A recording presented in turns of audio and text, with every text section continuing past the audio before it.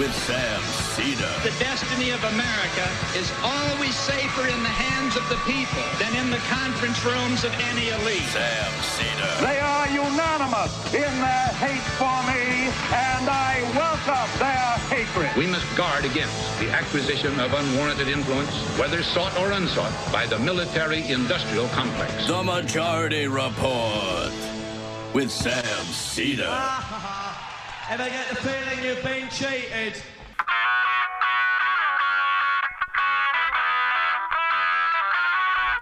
It is Monday,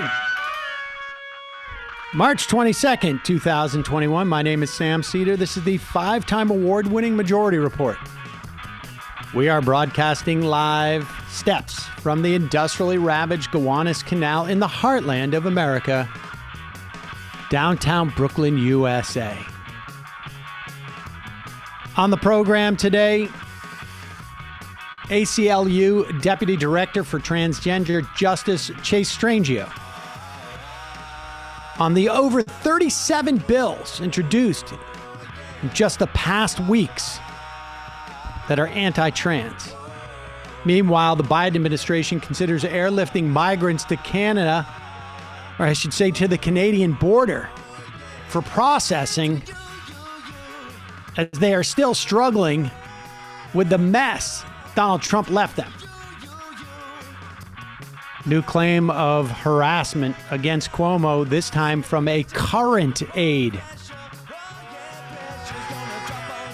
AstraZeneca claims 79% efficacy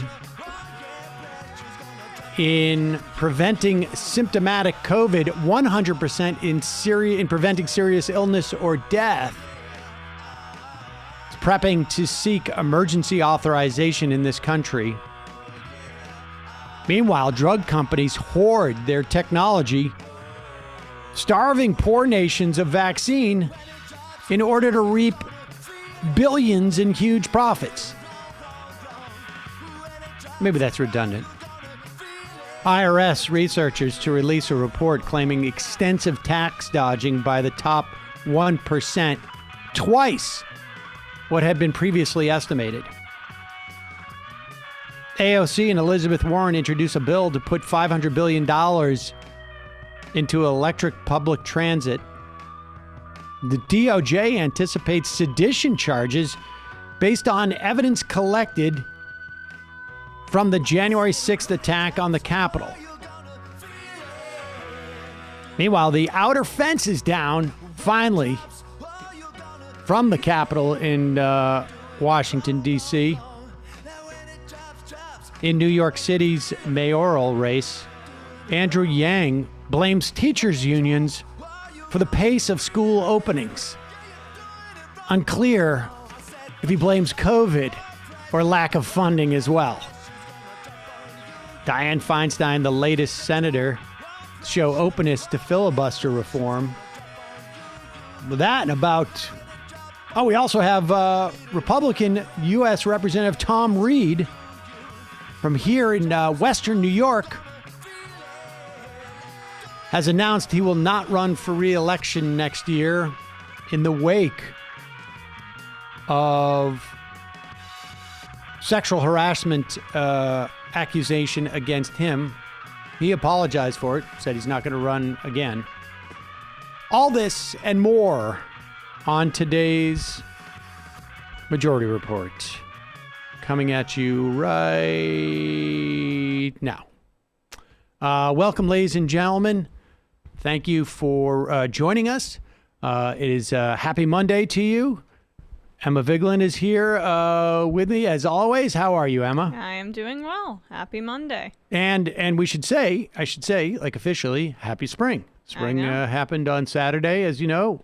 It's sprung. There is definitely a feeling in the air, without a doubt. I know. I mean, it's like the weekend here, it just felt jubilant in a way that things hadn't in a while. It's a big deal. This is probably the most desperate for spring. I feel like I've been in my getting up there extended life because of combination of COVID and whatnot. Yeah, and 1 in 6 U.S. adults fully vaccinated. So lots of things are springing to life right now. That's right. And there's different reports out there that, maybe there's been a significantly higher amount of infection that we're not aware of. There are places in this country where the numbers are, dipping and dropping precipitously. There are other places, New York is among them, that the numbers are not just stubbornly not going down, but starting to edge up. Mm-hmm. And of course, we have across the country various variants of COVID. So we're not out of the woods yet. But we can see we're not out of the woods, but we can almost see the clearing. So we'll see. We'll see with that. All right, let's get to this quick because I want to get to our guest as soon as possible. There has been, we have been reporting for the past couple of weeks on the failure of the Biden administration to deal, and not necessarily their fault totally. I'm talking just from a purely execution standpoint. I think there's some very good arguments that various policy decisions they have yet to make that need to be made, more so on the interior of the country in terms of dealing with undocumented immigrants who are here in the country already. But at the border, there's simply not the apparatus that's needed. Every year at this time, there is an increase in undocumented immigrants who are coming because in anticipation of the good weather makes it easier to travel, and there's more work associated with farming and et cetera, et cetera. And there is a lot of misinformation out there, and the media is doing their darn best to make this into some type of broad crisis. And it's having panels at the border, which is sort of an amazing revelation that they could do that by bringing everybody down there, because the idea that there aren't, there haven't been over the past 4 years, real issues down at the border. I don't know. That's pretty stunning. But here is, and we will talk more about that. Certainly by the end of the week, we're going to have some folks who have actually been down to the border and get a real sense of what's going on there. But here is a good example of a member of the media actually sort of calling some of the BS. Mehdi Hasan had Dan Crenshaw on his program. Dan Crenshaw, of course, taking a break from his Marvel movie parodies to come on and actually have a conversation. Here's Mehdi Hasan basically calling Crenshaw on all his BS. So let's talk about what you and the Republican Party call the Biden border crisis, this idea that he created it since coming to office. Let me just put some numbers up on screen. You can see clearly from those CBP numbers that since the pandemic and since Title 42 was brought in to expel asylum seekers at the start of the pandemic, border apprehensions have gone up month after month. The truth is Joe Biden did not inherit falling numbers. He inherited 9 consecutive months of increases at the border. It's right there on screen for single adults and for families and kids. Yeah, I'm not sure where you're getting your data from. Look, in February, we had over 100,000 crossings. Back in November, there was about 800 people in CBP custody. Now there's about 10,000. Migrants will tell you, as reporters are interviewing them, that Joe Biden invited them. The drug cartels are passing this information along. Look, there was very specific policies that were reversed as soon as Biden took office. As you mentioned, that I said in our Twitter exchange. Our Made in Mexico policy, and really importantly, the asylum cooperative agreements with Northern Triangle countries. This basically reinstates a process of catch and release. When people think that they're going to come across the border, as long as they have a child with them and they're going to be released, then that's a huge incentive to come across, especially when they're going to get a bus ticket wherever they want, and now a hotel room, because that's what's being funded. So the incentives are pretty obvious, and we have to ask ourselves the question, is this a sustainable policy? And is this fair to millions and millions of people around the world who have valid asylum claims that now are getting clogged into the system and can't get their claims heard? A lot of claims made there, which we'll try to unpack in the brief time we have together. I just want to stick to one. You said, I don't know where you're getting the numbers from. Let's just pull up the graph again. That is a graph from the American Immigration Council based on CBP figures. Those are CBP numbers. If we pull up the graph, I just want you to have a look at that graph we just had. That's 9 straight months. You can see there, Title 42 expulsion. I can't see the graph, but I can tell you, I just got the phone. Well, let me tell you, it's 9 straight months. Hold on, Congressman. 9 straight months of increases in immigrants being apprehended at the border. Joe Biden did not inherit just to be clear, 9 months of fault. Just to be clear, you're just denying that this massive increase happened in the last couple of months. We're just denying that? No, I didn't deny there was a massive increase. I can agree there's a massive increase. Can you agree there were 9 months of increases prior to Biden coming into office? That's what the CBP figures are showing. These are not substantial increases. Look, I just got off the phone with one of the former CBP chiefs. So that's what he keeps trying to rely on, anecdotal data. And later in the conversation, he goes, well, why don't you go down to the border? Why don't you go down to the border? Well, Dan Crenshaw, why don't you acknowledge the data that's put in front of your face that you keep questioning where it's from? Mehdi Hasan answers that question. He has no choice but to deflect because it runs contrary to his narrative. I mean, to be fair, he very well could not. It's possible he's not seeing the graph because he's just talking into a camera. Yes. But he doesn't want to see the graph as well. But the bottom line is, look, as far as the reason why there are so many kids at the border, there is a Rule 42 that was instituted by the Trump administration that basically, on top of some other policies, that basically said we're immediately expelling, in fact, not even admitting for processing anybody who shows up at the border because of COVID. And in this instance, the Biden administration said we will not reject unaccompanied children. We will not allow them to we will not just shove them off and have them go off into the desert or just walk back into Mexico or whatever it is. The problem is they do not have the facilities or the structures in place to deal with these people, with these kids coming in. And that's why apparently they're looking to go to maybe airlift a lot of kids up to the Canadian border where there's facilities. We don't have the same type of situation there.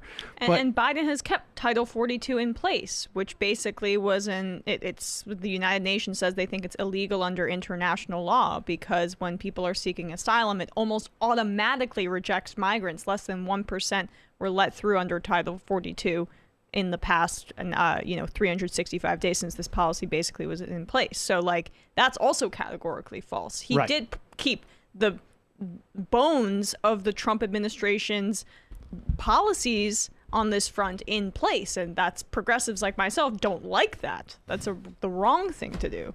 Yeah, I mean, we have it's a real mess there, and it's just a question of at one point, there's going to have to be this neither fish nor fowl type of policy is just not going to work. At one point, they're going to have to make a strong, definitive move and then just fight one essentially front in this sort of political war that is being waged on it. All right, we're going to take a quick break. We'll be right back in just a moment with Chase Strangio. Meantime, folks, stressful period of time. Everybody's trying to stay healthy. I know I have.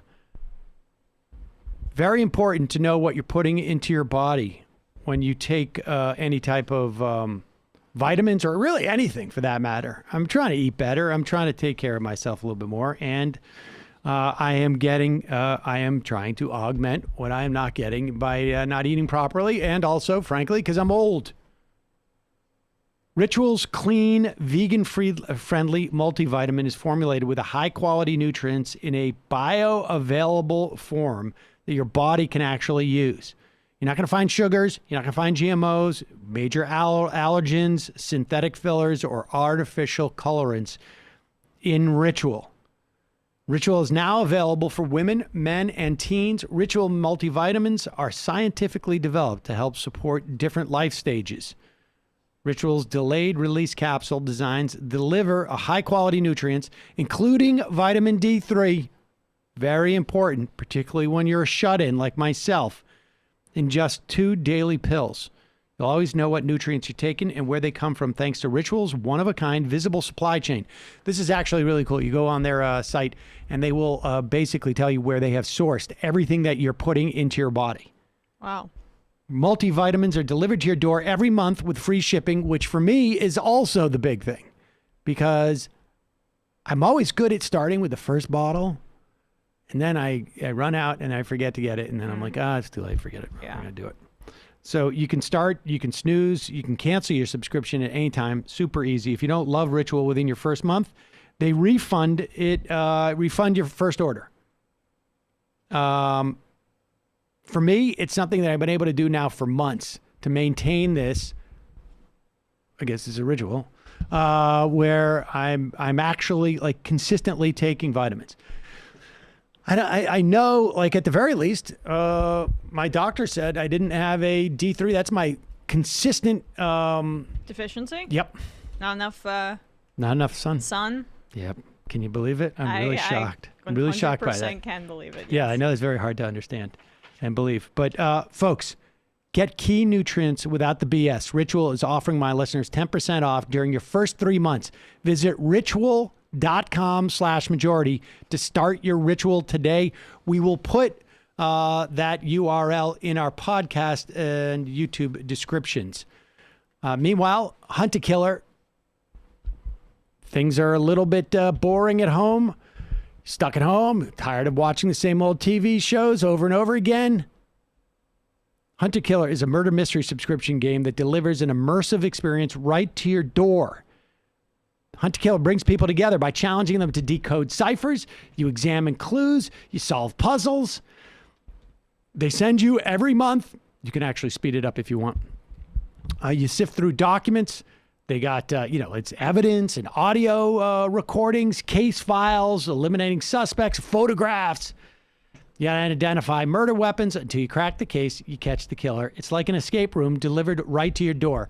I've noticed some escape rooms that are actually opening. I am not really? Never. No. Not for a while. Well, that's because you have Hunt a Killer. Exactly. You can grab some wine. I don't do that because I do it with my child, but you can hop on Zoom. You can play with socially distanced friends. Plus, you can join Hunt a Killer's spoiler-free community with thousands of members to help each other solve difficult puzzles and talk about true crime. Also, part of the proceeds for every box goes to the Cold Case Foundation, which is an organization that helps solve real-life cold cases. In fact, the one that Mile have been doing is a cold case. I don't know if they're all cold cases. I don't think so. But this one is.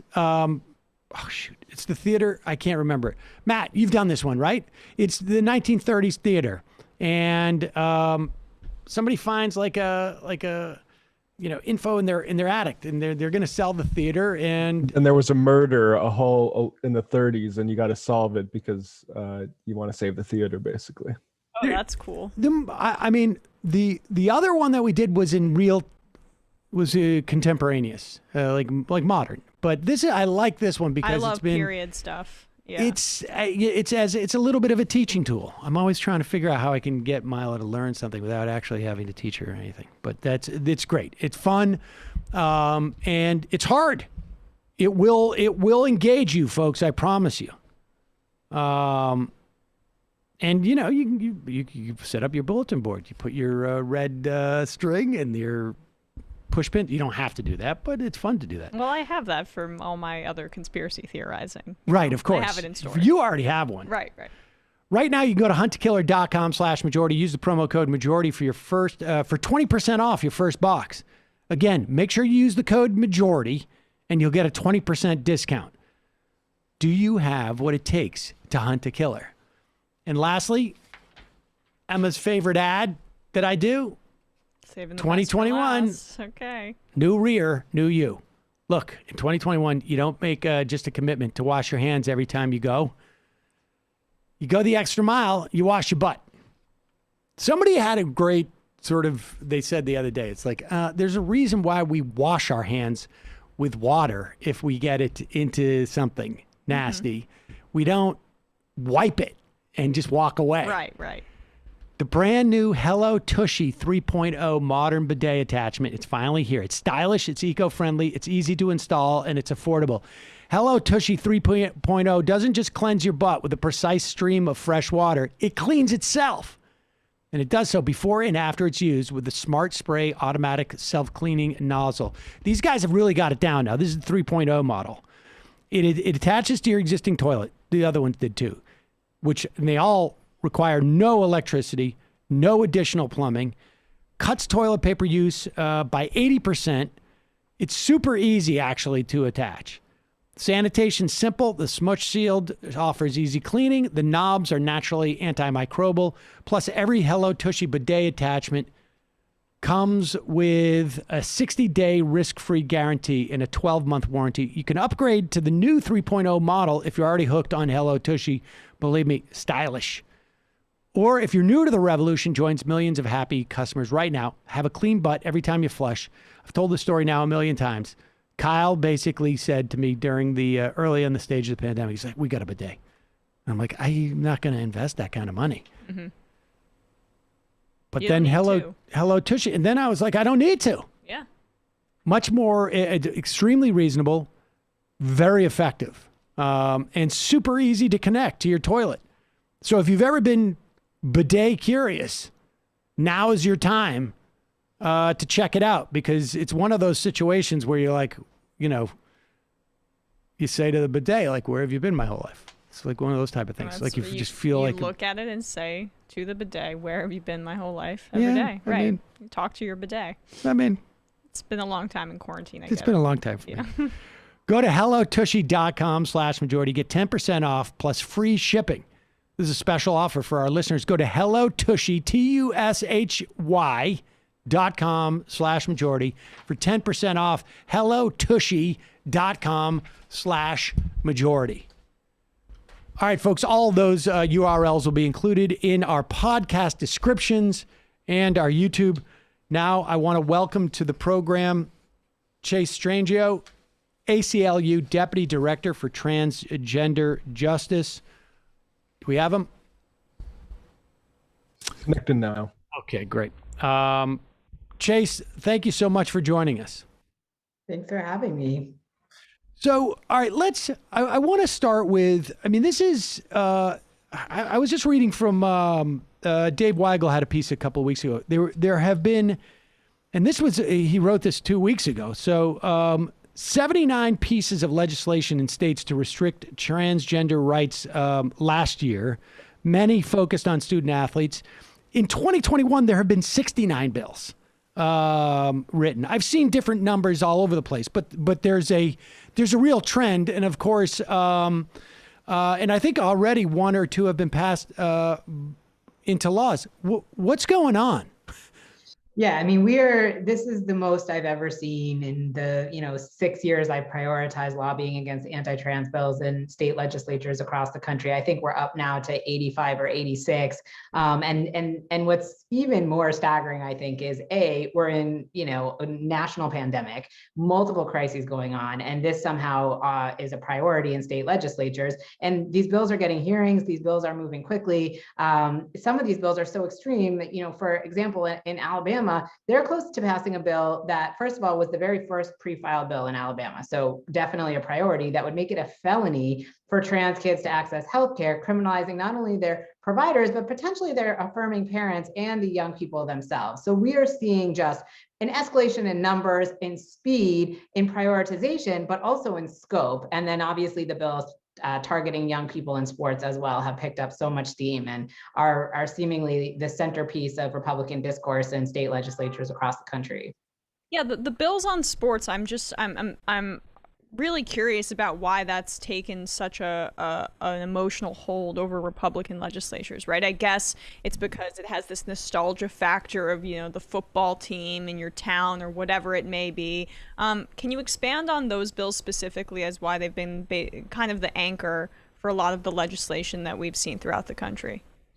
Yeah, I mean, it is curious since every single time one of these bills comes up for a hearing, not a single Republican lawmaker who introduces it can locate an athlete in the state who is transgender. So it's an odd prioritization. But I don't think it's about nostalgia for sports necessarily. I think what it is a shift from the restroom bills that were attacking trans young people in 2016 and 2017. Those largely failed. They were struck down in court. We're not seeing them anymore. And this is just the new manifestation of that same effort to target trans young people, to reinforce the sex binary, to increase the sort of power of the state to, further establish and surveil people's bodies in such a way that allows more control over all young women and girl athletes. Because even though these are fixated on trans women and girls in the conversation, all of these bills create some sort of sex verification mechanism that would subject all athletes in women and girls sports to some sort of dispute over their sex that could result in them having to turn over a ton of private medical information to the state. Georgia's bill, for example, which thankfully died, would have convened a panel of 3 physicians to scrutinize the medical records of any young girl athlete who had their sex disputed for any reason. So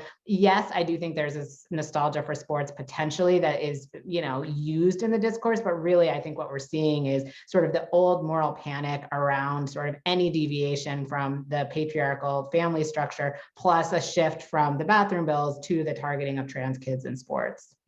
I mean, first off, one of the things about a pandemic is that there's a lot less team sports being played. Right. I mean, like, aside from the fact that if you're going to have the first bill that you write in this legislative hearing, you're thinking about schools, there's probably 24 things that you should be working on to make schools work, and you don't even have sports. There's no sport. I mean, there's some, I imagine, in some places, but for the most part, there's not even sports going on. But all right, because from my perspective, this is just the Republicans moving on. They are completely, whenever they are sort of bereft of some type of like set of policy ideas, they just try and attack the most marginalized people they can find in that given moment. And so let's for a moment, because you wrote a piece some time ago that Chase, that addresses sort of some of the myths surrounding this topic. All right, because let's just start with this: how many because I know that you're probably dealing with some cases, right? I mean, there's some lawsuits that are going on where cis girls, I guess, or women claim that they're in some way, there's some harm associated with this. Like, for a moment, put your lawyer hat on and defend, or be the plaintiff's attorney for a moment. What is their argument? Like, what is the possible damage that they've suffered? Yeah, so I think the claims that they're making is that are that trans girls aren't girls. And so that is the argument doesn't work without that. And that if they have to compete against someone who's trans, that they're harmed. A lot of these lawsuits or the arguments that are being raised in state legislatures not only claim a potential injury of losing to a trans person, but having to even be in proximity to a trans person, coming into a meet and having a trans competitor. And that's part of the injury. In Connecticut, we are defending 2 trans young people who, by the way, have since graduated from high school, who never went on to compete in college because of the massive amounts of discrimination that they face. But nonetheless, 3 cis women, young women, filed a lawsuit against the state of Connecticut for allowing our 2 clients to compete. And not now, of course, in the middle of the pandemic, their senior seasons were all canceled. They maintained their lawsuit, claiming that they were harmed not only by future competitions, but the past wins that our clients had. So any win that our 2 young transgender clients had in the past, they're in court now trying to take away the past records of any win that they had. Now, mind you, these are 2 young athletes who worked incredibly hard in high school, trained 4 hours a day, and won sometimes. They were not the best athletes in the world. When they went on to compete at regionals and nationals, they came in 30th in qualifiers. We're talking about, mediocre high school athletes who had some wins and were talked about like they were, the LeBron James of track and field, and that they would come in and just dominate every single meet, which wasn't true. And what they did experience was harassment at every meet, Fox News segments about them every other month, ongoing harassment in such a brutalizing and demoralizing way that neither of them compete in track anymore. And that, not once did they receive a single offer of recruitment from a college for scholarships. And one of the main arguments animating all of these bills is that somehow transgender women and girls are going to take all of the college scholarships for athletics from cisgender women and girls, which is, I have to tell you, so preposterous because we live in the world that we live in. There has never been an out transgender high school athlete who has ever received a scholarship to play competitive sports in college. So we are talking about an absolute myth of displacement that has simply never been true and frankly never will be true. It's so stunning to me because there's only very few LeBron James, right? Some may say there's only one LeBron Well, there's only James. one. Okay. But let's just say there's a class of top, athletes in high school who that because of their presence are chewing up all the scholarships, right? The numbers would be so incredibly small. And then if you sort of filter that with trans athletes who are doing this, it's almost as if there's this sort of notion out there that trans women have transitioned because they were men who wanted to have a women's pro basketball career or something. And so they went through all this as a way of getting a leg up. It's bizarre. And this is ostensibly what these laws are supposed to protect girls from, right? I don't even understand the logic behind this. Yeah, it's truly astounding because, first of all, nobody is going to transition or pretend to transition to win a high school basketball meet. Look at the world that we're living in for trans people. The amount of discrimination, the harassment, there is no incentive to be trans. I love being trans, but I'm telling you, people are not, this is not something that people are rewarded for. Look at the waves in this. People's healthcare is being criminalized. They're being attacked. They're being pushed out of schools. I almost think we part of what we have to recognize is it's not about sports. And we almost shouldn't credit the arguments because they're so preposterous. And what this is really about is a larger ideological objective to cast transness as harmful, because we have to remember that these bills around sports are moving alongside the bills that would make it a crime to give trans young people the healthcare that they need, that the American Academy of Pediatrics supports. These are not standalone bills. These are not lawmakers who have a history of defending women's sports. Mind you, they're out here talking about saving women's sports. They're not speaking about the disparity in the NCAA that we saw, in March Madness over the past week. They're not speaking about pay disparities in women's professional sports. They're not speaking about a lack of women's coaches. They're not speaking about the epidemics of sexual violence against women athletes by coaches, by physicians, who then under these bills would be empowered to scrutinize the bodies of young women and girl athletes, because it's not about sports. And I almost think that,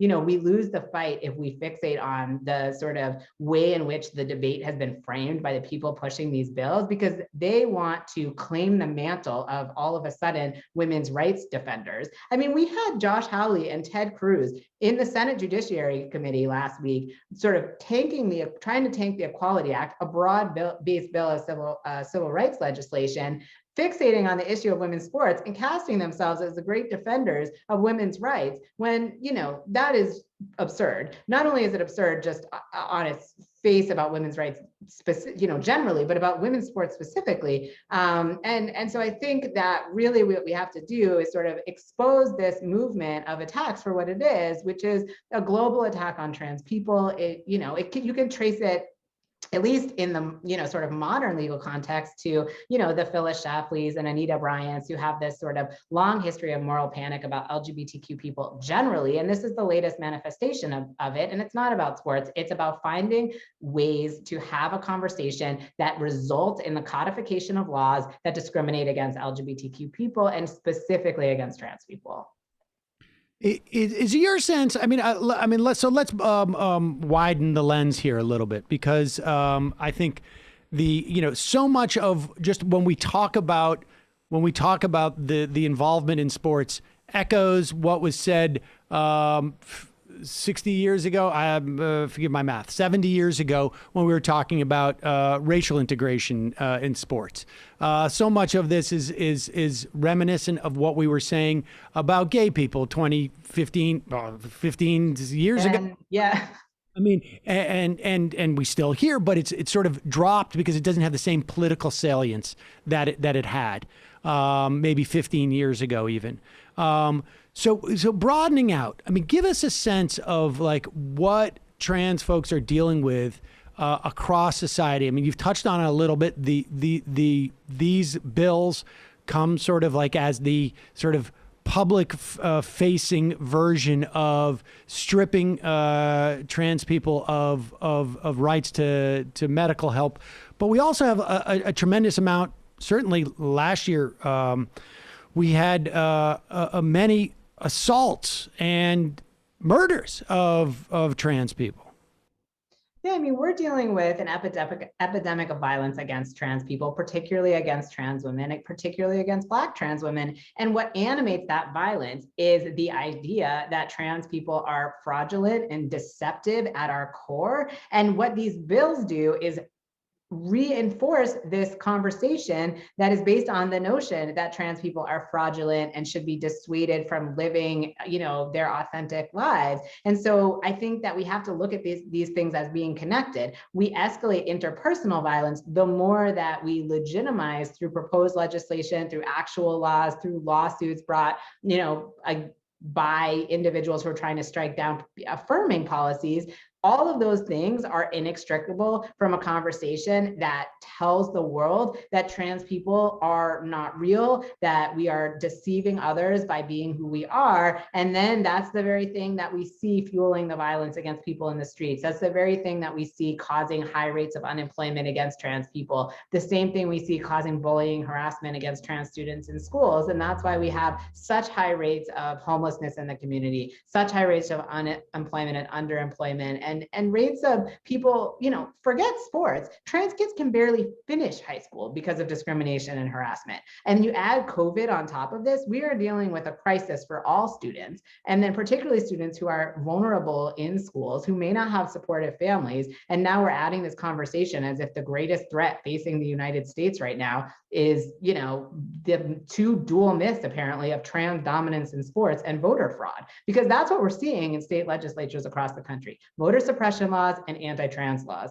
It's as if those are our greatest problems facing this country at a time when we have such significant, grieving and healing to do, particularly for young people many of whom have been out of school for over a year.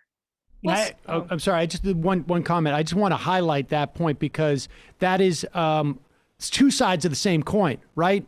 One is we're going to suppress votes. I mean, this is all strictly about Republican political power. We're going to suppress votes with one hand, and we're going to gin up our own base on the other. I mean, that's basically it right there. Well, that's what I want to expand upon, or ask you to expand upon, right? Because we saw the bathroom bill and all the I guess hoopla behind that, and that was happening during the Obama years, and that was clearly a focus on what Sam's talking about, which is drumming up the Republican base. And what a coincidence that now the Republican Party is bringing these bills about high school sports or middle school sports to the fore when another Democrat is in power. I mean, just from observing these and being so intimately involved in cases of LGBTQ discrimination, do you see that pattern as, I know it's not coincidental, but have you witnessed that, and what's your sense of it?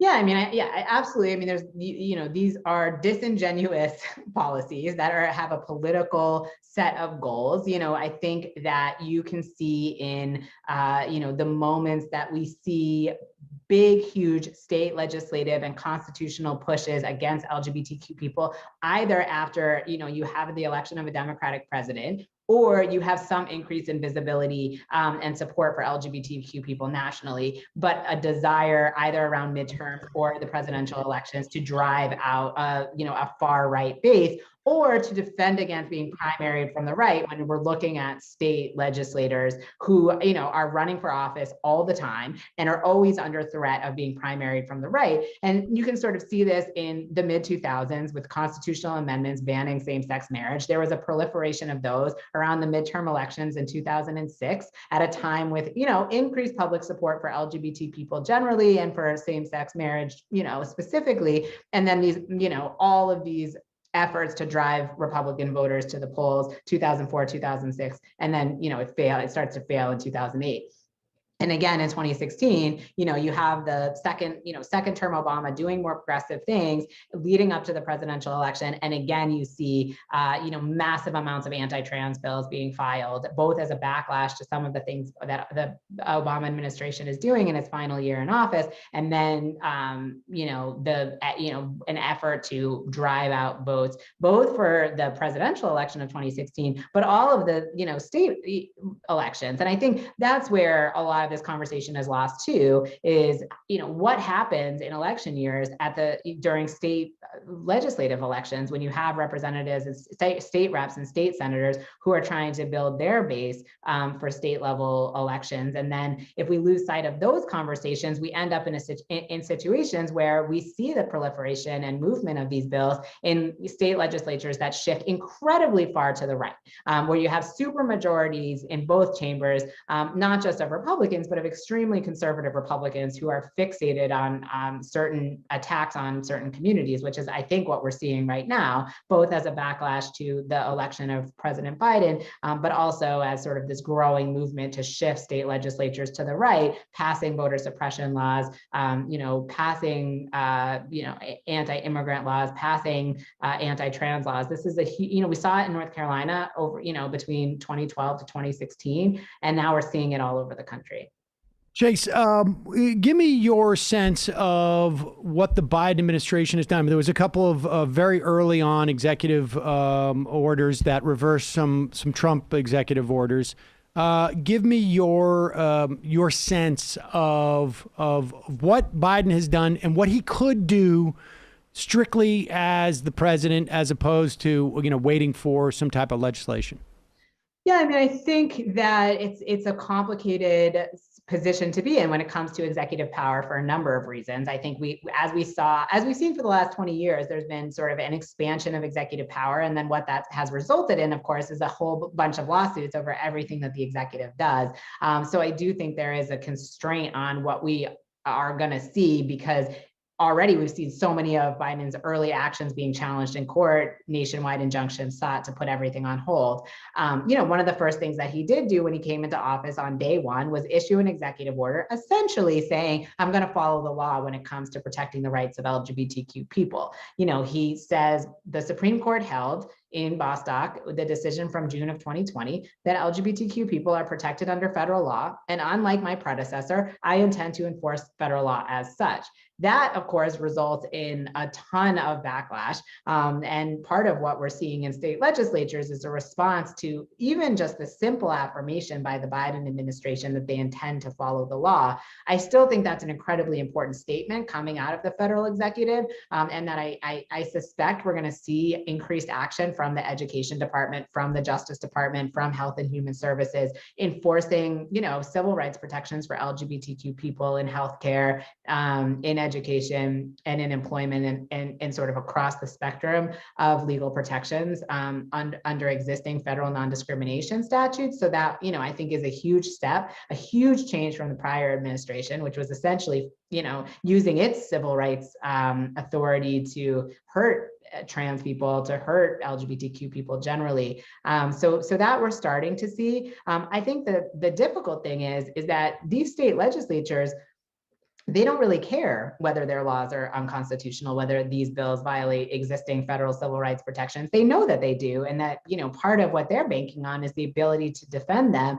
in an increasingly hostile judiciary for LGBTQ rights. And so while we, you know, I will continue to hope and expect and push the Biden administration to have robust protections for trans people across federal law and to enforce existing laws in a way that protects our communities. I think that there's a real limitation of what that will mean with these bills that are being moved through state legislatures, when frankly, these lawmakers don't care if their bills violate the Constitution and federal civil rights statutes, and are eager to defend them in court. I know you have a hard out, and we will make sure that you make it. But let me just, in that Bostock case, that dealt specifically, if I remember correctly, with employment. Is it your sense that, and with the caveat of what you just gave, that we have a lot of now Trump-appointed judges and George W. Bush-appointed judges, federal judges out there, but was it your understanding that it extends to also to housing? And give people a sense, because, I've had this conversation with people who claim we're criminalizing the, religious fundamentalist beliefs about trans people, about gay people. And I'm like, it's still illegal.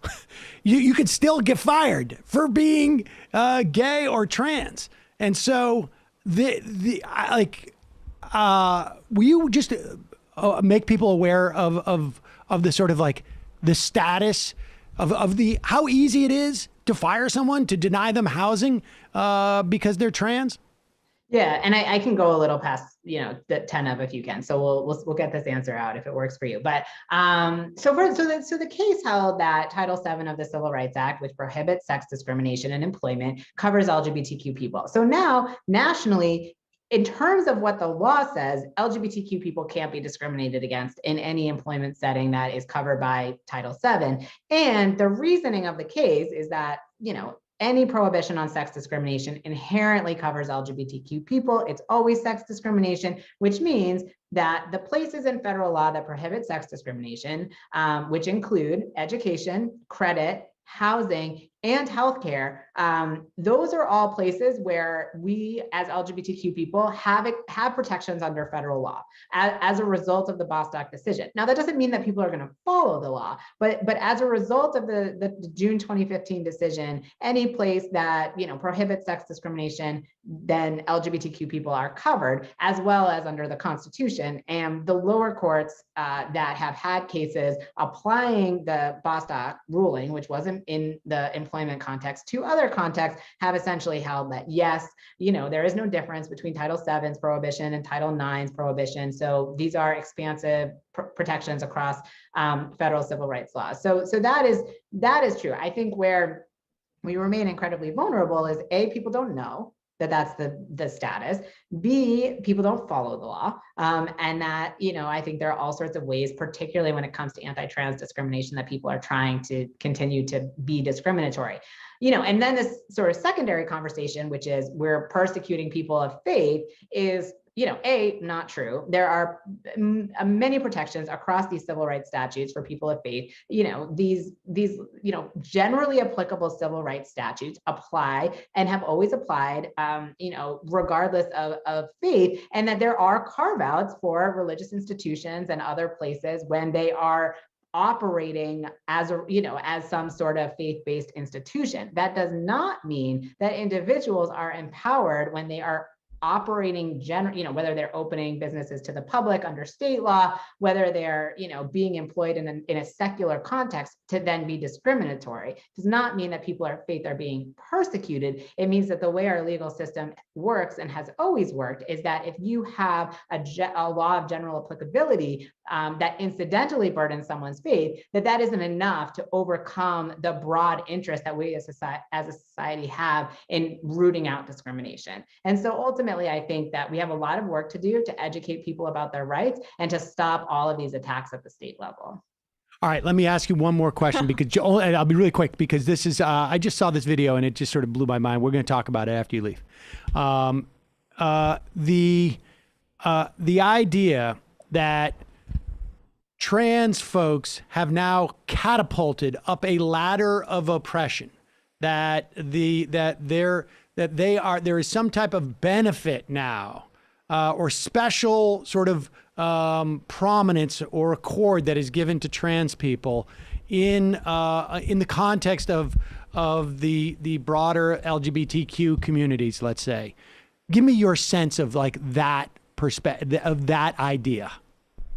I mean, I almost don't want to credit the conversation because the whole LGBTQ community faces discrimination because of norms and assumptions about how men and women should be, right? Like the idea that, you know, there has to be a sex binary and that all men have to be exclusively attracted to women and that everyone assigned male at birth has to grow up and identify as a man. I mean, these are all the same set of assumptions, norms, and rules that hurt the entire community and disproportionately hurt, you know, people of color within the community when we think about the overlay of all the discrimination that is at the core of our entire legal and political structures in the United States. So, you know, it's I think the impulse to pit sort of trans people against cis LGBT people is ultimately just going to serve the existing dominant structures. And it's really depressing to me that we're having this conversation at all. I think if you look at the statistics and you look at the realities of what it means to be trans and the type of discrimination that we are facing as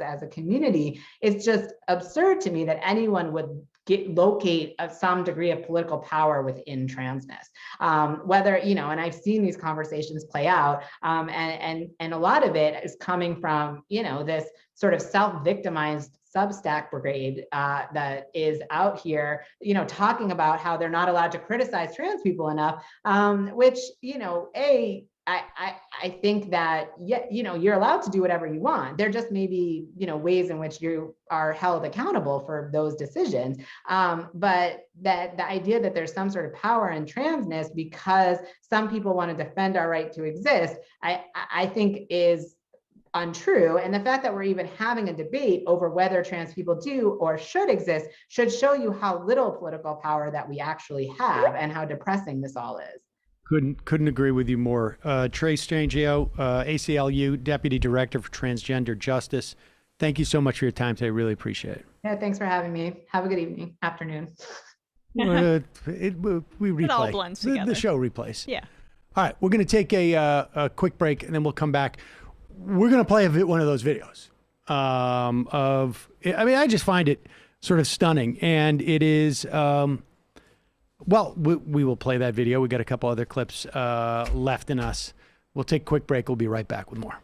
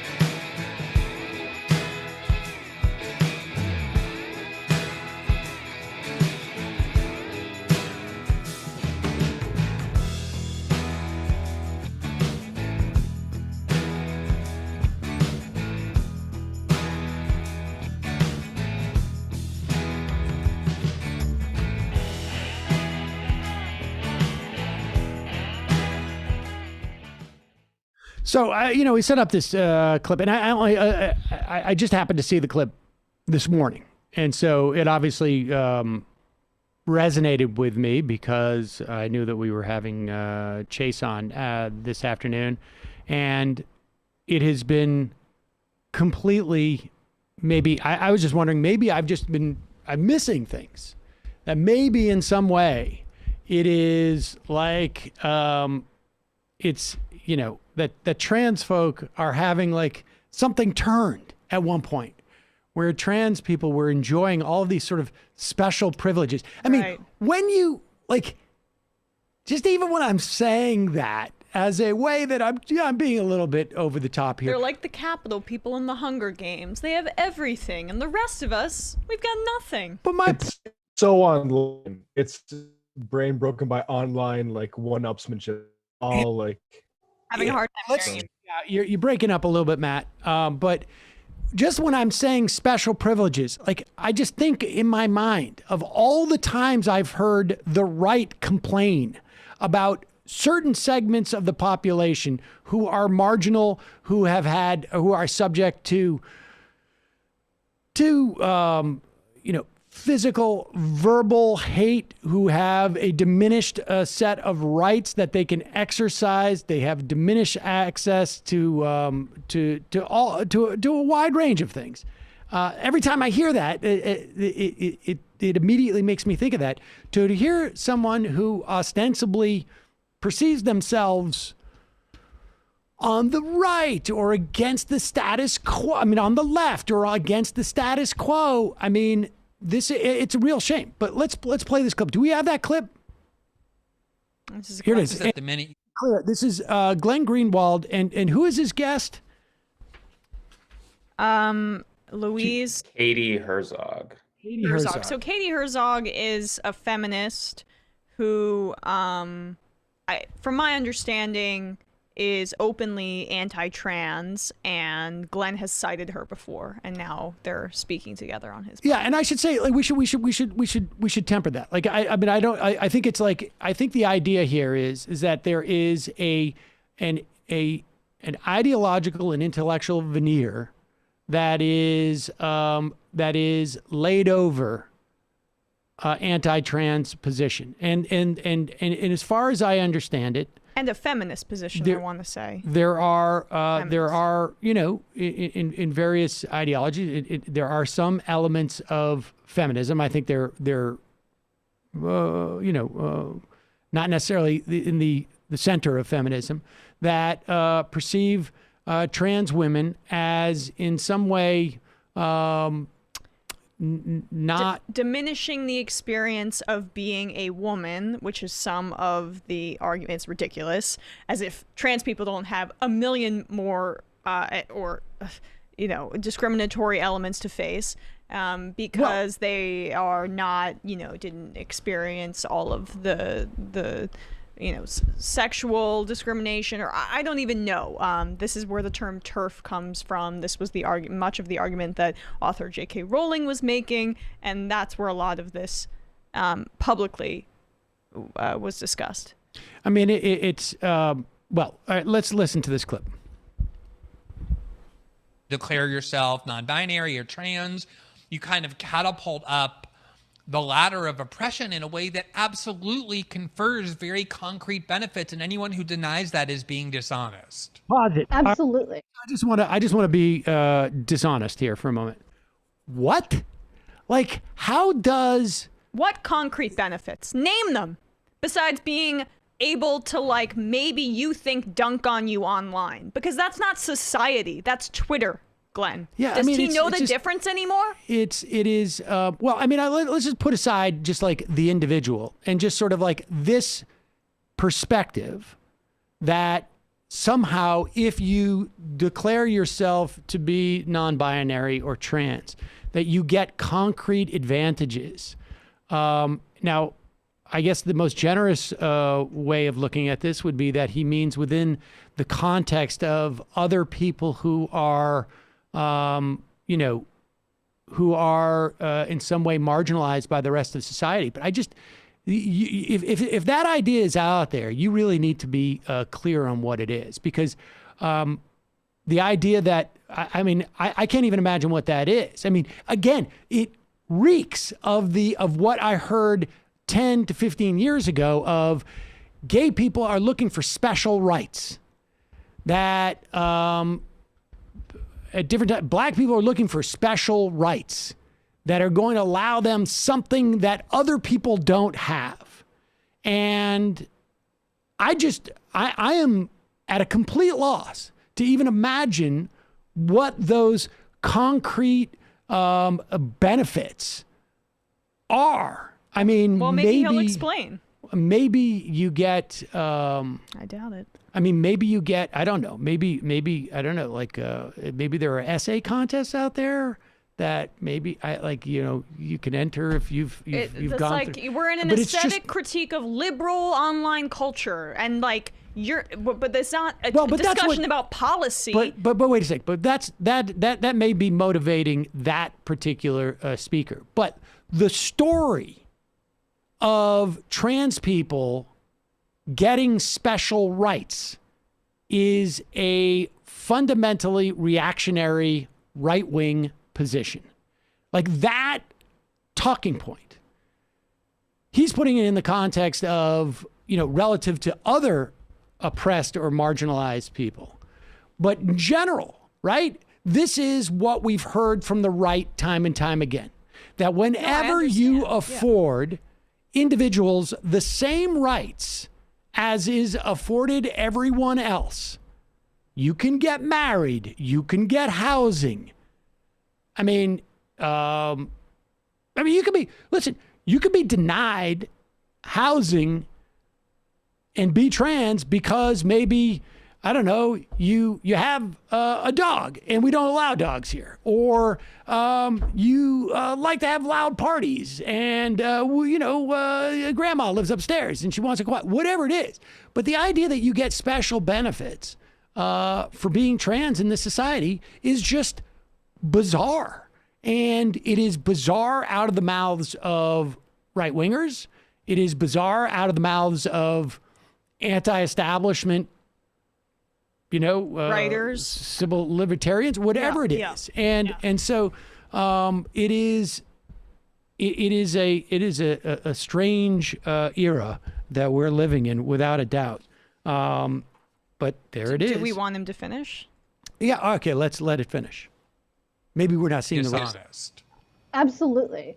What's funny is that the population that no longer you can't opt into this oppression is gay men. If you're a cis white gay man, you are now at the top or the bottom. I can't figure out where it is on the hierarchy, but your position. The bottom. You're at the bottom. The bottom now. You were at the top. You were at the top of the oppression scale, and now you're at the bottom of the. If you even register at all, you're probably just like a white dude. A white dude. You're a white dude. Exactly.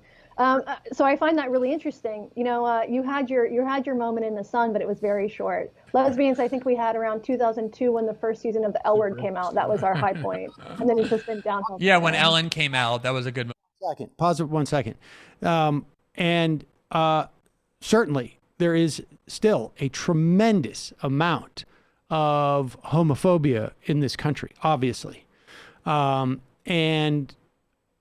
but since Ellen DeGeneres came out,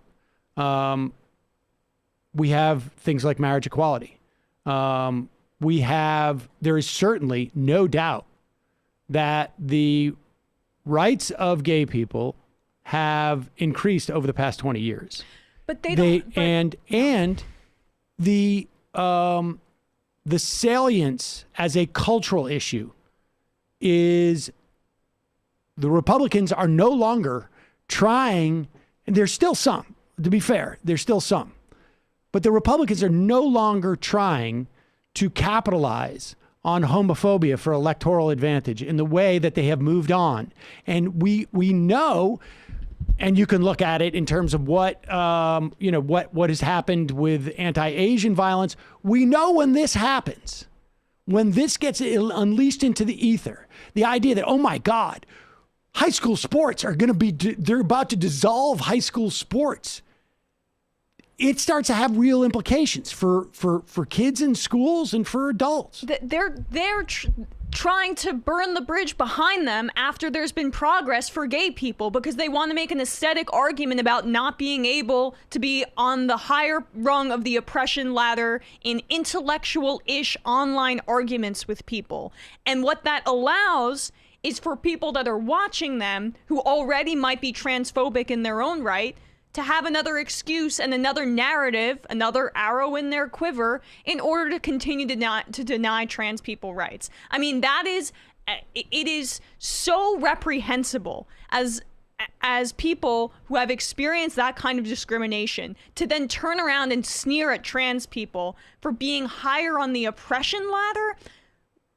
This is about your guys' online frivolous debates. But the rest of us are talking about people's human rights, all right? I don't really have time for that anymore. It's so insular and narcissistic and upsetting, especially to see that from Glenn. We already know this is where he's gone, but it just gets worse and worse every day. one of the things that we saw with the so-called intellectual dark web was the sort of intellectual cover for anti-Muslim rhetoric. And this is a similar exercise. Yep. It is an intellectual cover for really just bigotry. Ultimately, I mean, I don't know if that he or she are personally bigoted in that way, but their rhetoric, I don't know. I mean, just even the framing that there is an oppression ladder in and of itself, I think is pretty stunning. But that is it for us today, folks. We'll be back tomorrow with even more. Lied. We're here. Yep. We're staying. Still here. We're heading into the fun half, ladies and gentlemen, wherein we will have fun. I promise you. But before we do, just a reminder, this program relies on your support. You can become a member at jointhemajorityreport.com. When you do, you support the free show. You get the free show free of commercials. And then you get extra content every day. And we got so many things planned in the hopper right now. I mean, I say that all the time. But what's a hopper? Tennis ball hopper, right? Oh, right. Okay. Like the little thing the tennis balls underneath that you push down. All right. Like bingo. But Oh, I think it's the bingo. I think, you know what? I got to be honest with you. You're making a bingo reference? I don't know what a hopper is. It was just a term I grew up with. It means like the thing that you got things planned in. If it's a bingo reference, you'll never hear the end of the old jokes. In the hopper. Look, back in the day, we didn't have your fancy video games. We played bingo. Become a member today at jointhemajorityreport.com. Also, don't forget AM Quickie, folks. The AM Quickie. amquickie.com. You get 6-7 minutes of headline news every morning. Check it out. Also, justcoffee.coop, fair trade coffee, tea, or chocolate. Use the coupon code majority, get 10% off. They implied this year, they have this like March Madness with their different coffee flavors. They implied that the Majority Report might be in it next year. Wow. And I think if people go and buy enough Majority Report, they're going to have to. Well, it's like how teams get seeded into March Madness. You got to rack up the wins. They've got to rack up the purchases. I'm not even watching March Madness this year. I didn't even realize it was happening, to be honest with you. It was the first year I didn't do a bracket. I'm like way too. It's just like Knicks and Rangers, and I got too much. You got to focus. You got too much going on. There's too much. There's too much happening. Also, folks, don't forget Hunt to Killer. It's the murder mystery subscription box that's the most exciting date night you can do at home. Hunt to Killer brings people together by challenging them to decode ciphers, examine clues, and solve puzzles. It's like an escape room delivered right to your door. Right now, you can go to hunttokiller.com/majority and use promo code majority for 20% off your first box. Again, make sure to use the code majority for a 20% discount. Folks, don't forget, check out the No McKee Show. You can check that out at youtube.com/the No McKee Show. Last week, I got the notice too late. On Friday, Jamie made an appearance on the No McKee Show. You can check that out, youtube.com/the No McKee Show. Check out last Friday's episode. I heard rave reviews. Also, don't forget the Antifada still going on. They're Twitch streaming. They're doing all sorts of stuff nearly every day over there. Matt, what's happening in the Matt Leckian media universe? Recording a new Left Reckoning tomorrow, and Thursday, Shama Sawan and Wozni Lambre on Left Reckoning. All right, great. We're going to get you that file soon, buddy. You're getting a little shaky. I thought your files was coming like 2 months ago. Yeah. Yeah, it's Fios and Godot coming at once. All right, we're going to take a quick break. See you in the fun half.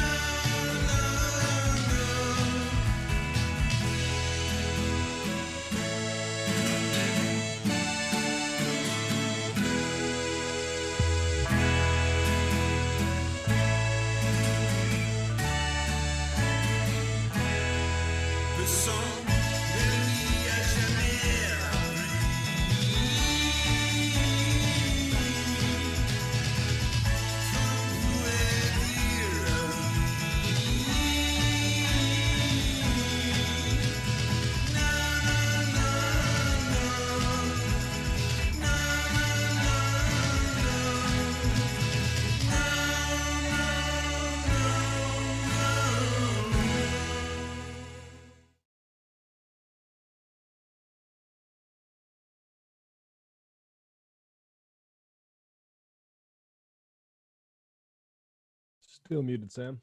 That's quick. That song ends quick. There it is, La Poupée. It's back. Hey, this IM, Jonathan Armstead. And we'll be right back. Jonathan Armstead. On Friday, Conan O'Brien put up on YouTube an old sketch that you appeared in back in the day. Put a link to that. I used to do like a couple of characters on Conan way back when. Oh, you can't. I'm putting my earpiece in. Oh, you can't hear me. I didn't know that. You didn't know that? Benjamin did a bunch of those. I played I played a couple of characters. I remember one. I can't remember what outfit I was in, but I think Spike Lee was on the show that day, and we were both sitting in the green It was room. his first game back at Madison Square Garden last night. Oh. I'm back. And Spike Lee, and I'm sitting there, and I can't remember what I was wearing, but it was like some just ridiculous outfit. And I'm sitting there, and he just sort of like, it was like, yeah, you're making it, show business, that type of thing. Oh, really? It was a quality of like, you don't know how to, I mean, it was a ridiculous outfit. And I can't remember what it was. But Jonathan Armstead, send the link to that. He goes on, old sketch you appeared in back then. You once said that you worked with Conan and were shocked that a partner of his was Henry Kissinger's son. Was that an awkward at the time, given your politics? No, Henry Kissinger's son works as an executive for the production company, and I wasn't shocked that Conan was working with. I mean, I feel very strongly you don't impart the sins of the father onto the son, and we've never really, and I still talk to the guy on occasion, and he listens to the show, and oh, no way. He likes Conan. the show. No, not Conan. Oh. And who does? Kissinger's son. Kissinger's son. And sorry. he knows my politics, and so and I, who knows? Who you can't really know what the relationship is.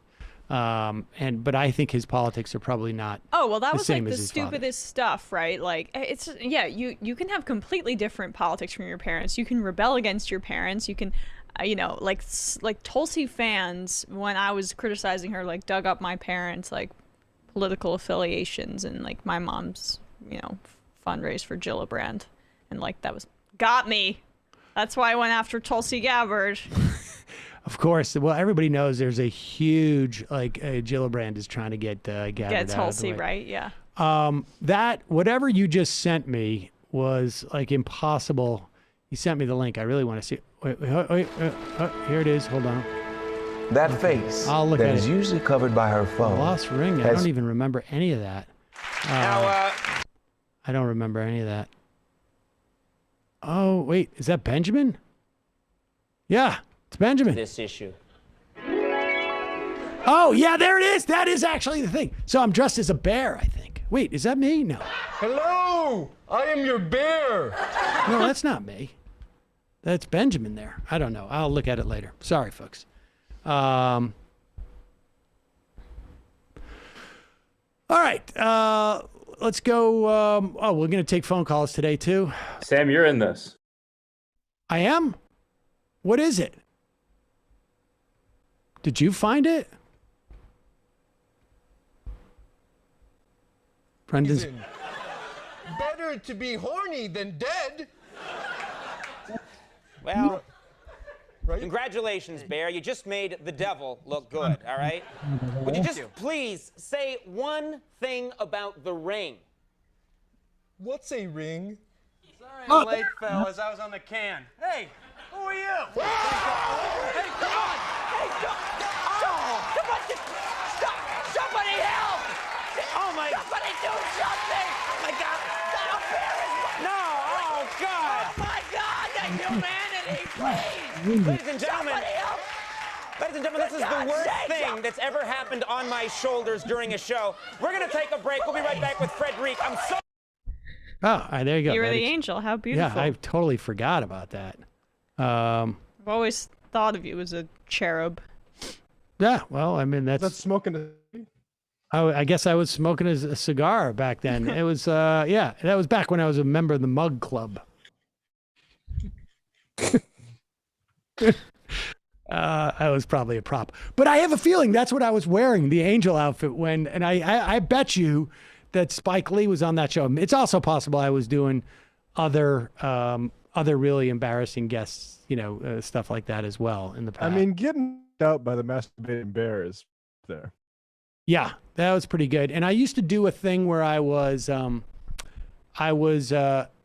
creepy guy who would stand behind Max Weinberg while he was playing drums. I would just stay there. Oh, okay. And I would just sit there and just go like this. As if I was staring at him. A couple more IMs, and then we will also get to the phone calls. We haven't... Dan Alebet, Sam and Emma, I've been trying to get your take on the Nord Stream 2 situation for weeks now. No response yet. Do you think Biden will allow for it to go through? The pipeline, I think. I know nothing about enough it. about it. How about we look into this and then talk about it tomorrow? Yeah. It is a national gas. From Europe to. Is it right? I think it's Europe to to Russia. I think it's a Gazprom thing. So I don't Russia know to what Europe. jurisdiction Biden would have. Well, Russia. I mean, Biden could say like, "I don't want you guys to do that." I mean, do I think he should? My guess is no. But I would imagine that Biden will have like, if there's an attempt by the Biden administration to veto something like that, I would imagine that our European allies would either. Well, I mean. Well, he would weigh in. Care, Let's put it that way. Biden would probably care based on Russian oil rivalries. Oh, I mean, without doubt. I mean, the dumbest reason. But we'll look into it. Well, it's a big, from the perspective of those NATO hawks who want to maintain U.S. hegemony over Europe to the extent that we have it. This would be a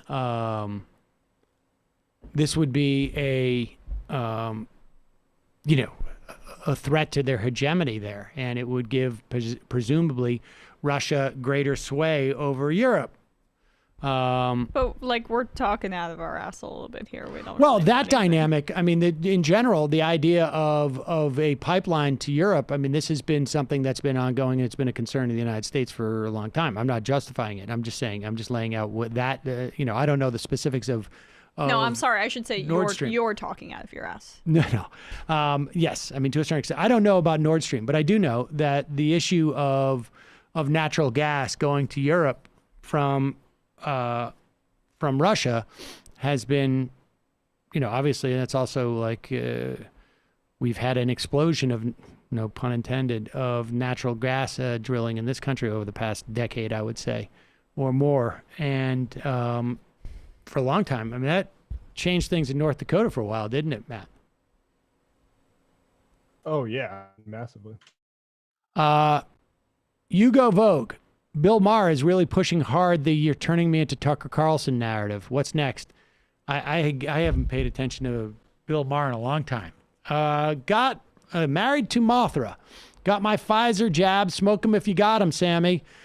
Still play bingo in the Northwest. Make sure you sign up for the meat raffle in a prime rib. I also got my Pfizer jab. I got an extra at Walgreens.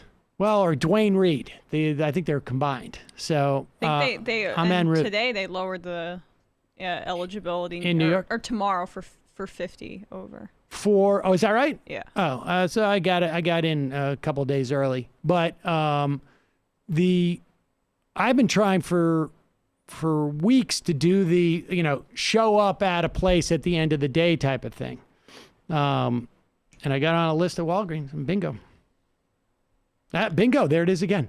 Mike, Sam, I know you identify as a woodworker, but is it a pocket hole, lots of glue kind of woodworker, or a dovetail, Mortise and tenon kind of woodworker? Well, I will say Sam showed me a tiling job he did Oh yeah, no, I do. I'm handy. It's like pretty good.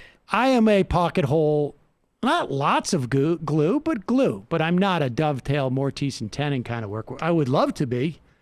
Any questions about the Giants signing Kenny Galladay? Nope. No questions on that. Okay, just checking. Shoot, where is the damn thing? Oh, it was a good week. Wow, that was very loud. Sorry about that. We may have to cut that. Nope, shoot. I gotta get a better board for that. Let's see. Can you have a daily segment where you wax poetic about lathes and end grain? It would make a counterpart to Emma's sports segment. Anyway, left is Betsy, right is Worsty. I think these sort of cultural things are good. David Griscom's going to do grilling live streams in his backyard in Austin. I think like people like those kind of YouTube content that's not explicitly political. I know a guy who my dad got exposed to Ben Shapiro through a bow hunting podcast, which is very depressing. Well, maybe let's put it this way: if you have a carpentry YouTube show, we will give you free Majority Report carpenter pencils. Anna Rodelli, why is Biden not coming out and saying clearly the Atlanta shootings were a hate crime? Still afraid of losing the racist vote? No, I would imagine he's going to wait until like there's more investigation. I mean, I'm never into like just say it's call them a terrorist, I don't know. I just think it's a little. I also think it's probably more I think it is a hate crime myself. Yeah. But I think it is. The idea if Biden comes out and says that, and then FBI says no, it was motivated by X, Y, or Z, or local authorities say it was motivated by X, Y, or Z, then it becomes just a whole nother thing, and the whole thing gets lost. There's some things where it's best for the president not to weigh in and make the story about him. We can say it's a hate crime because we're on the talk show. It's just like, then the president's just got to wait a little bit. Rob Gorka Crenshaw winking in that clip absolutely killed me when he says, I can't see the graph. K-Peck, do you think identity politics can be weaponized against the left? I think it has been a lot. White identity politics are a fairly prominent weapon. Bernie versus Hillary 2016. Do we have any people remember that primary? That's also an example of it. Yeah. I would also say white identity politics has been weaponized against sort of the broad left for, I don't know, hundreds of years. And identity politics, it's become a different thing, but it was the term originated in a progressive fashion, but I guess the colloquial identity politics, yes. Well, I mean, I know what it means but the fact of the matter, I mean, I'm not even sure where it originated, to be honest with you, but I believe it was originated by two black female leftists to discuss. I can look it up, but nevertheless, I mean, I don't know. I find sometimes it's a little bit redundant. I mean, on some level, but Vivil Varno, Sam, you bespeckled chicken McNugget, over under on AOC being president someday. What do you think? I think I feel pretty confident about it. I don't know if she has an interest. She may not, but I don't know. Did you see her hanging in the park with Pete Buttigieg? No. Oh gosh. I think they're walking their dogs. I wish I could unsee it, but it's fine. Bernie's friends with Jim Inhofe or whatever. It's bizarre, but that's Washington. Sean from NorCal. Just curious, am I the only person who thinks Master Billy Quizboy every time I see Dan Crenshaw? I mean, so far, from my perspective, yes. Emma? Who's Master Billy? I don't know who that is. Right, me neither. Mango Baklava. 1 week update on dressing like Sam. I have a horrible hip pain at 16. Actively blaming it on the clothes. Also earned the name Spiffy at work. Where do you find sweater vests, and any suggestions on how to turn down women? So the Giants general manager is this old guy, Dave Gettleman from Massachusetts, and he goes quarterback every time, right? Quarterback. and he wears sweater vests. And I was watching him talk, and I was like, that's Sam in like 20 years. And he kept messing up people's names. Like at the end of the press conference, the Giants drafted a guy named Tay Crowder, and he was like, I play a Tay Crawford. I was like, his name's Tay Crowder, and you drafted him. And it was like, that's Sam. Yeah. I think it's him. I think you're kind of him. How old's that guy? That's probably not me, 20 years. He's 72 or something like that. Oh, all right. I got some time.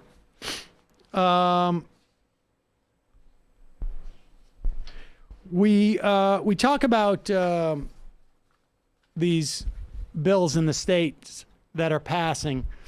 Chase Strangio made the point that in the wake of the Bostock ruling by the Supreme Court, presumably LGBTQ people, among other protected classes, religion, race, gender, cannot be denied housing or work or a whole host of things based upon the mere fact that they are LGBTQ. But that doesn't prevent states from passing bills that inhibit their rights because of the federal judiciary, which can sometimes rule against them, despite the fact that the Supreme Court has ruled this way. Now, ultimately, it would make its way up there, but maybe they start to carve out exceptions. Who knows? We're seeing that certainly in the context of abortion law. We have multiple states that have passed anti-abortion statutes to test just how far the Supreme Court will go when it comes to rolling back a woman's right to choose. Here is Dana Bash and Asa Hutchin on CNN's State of the Union. Clip number 13.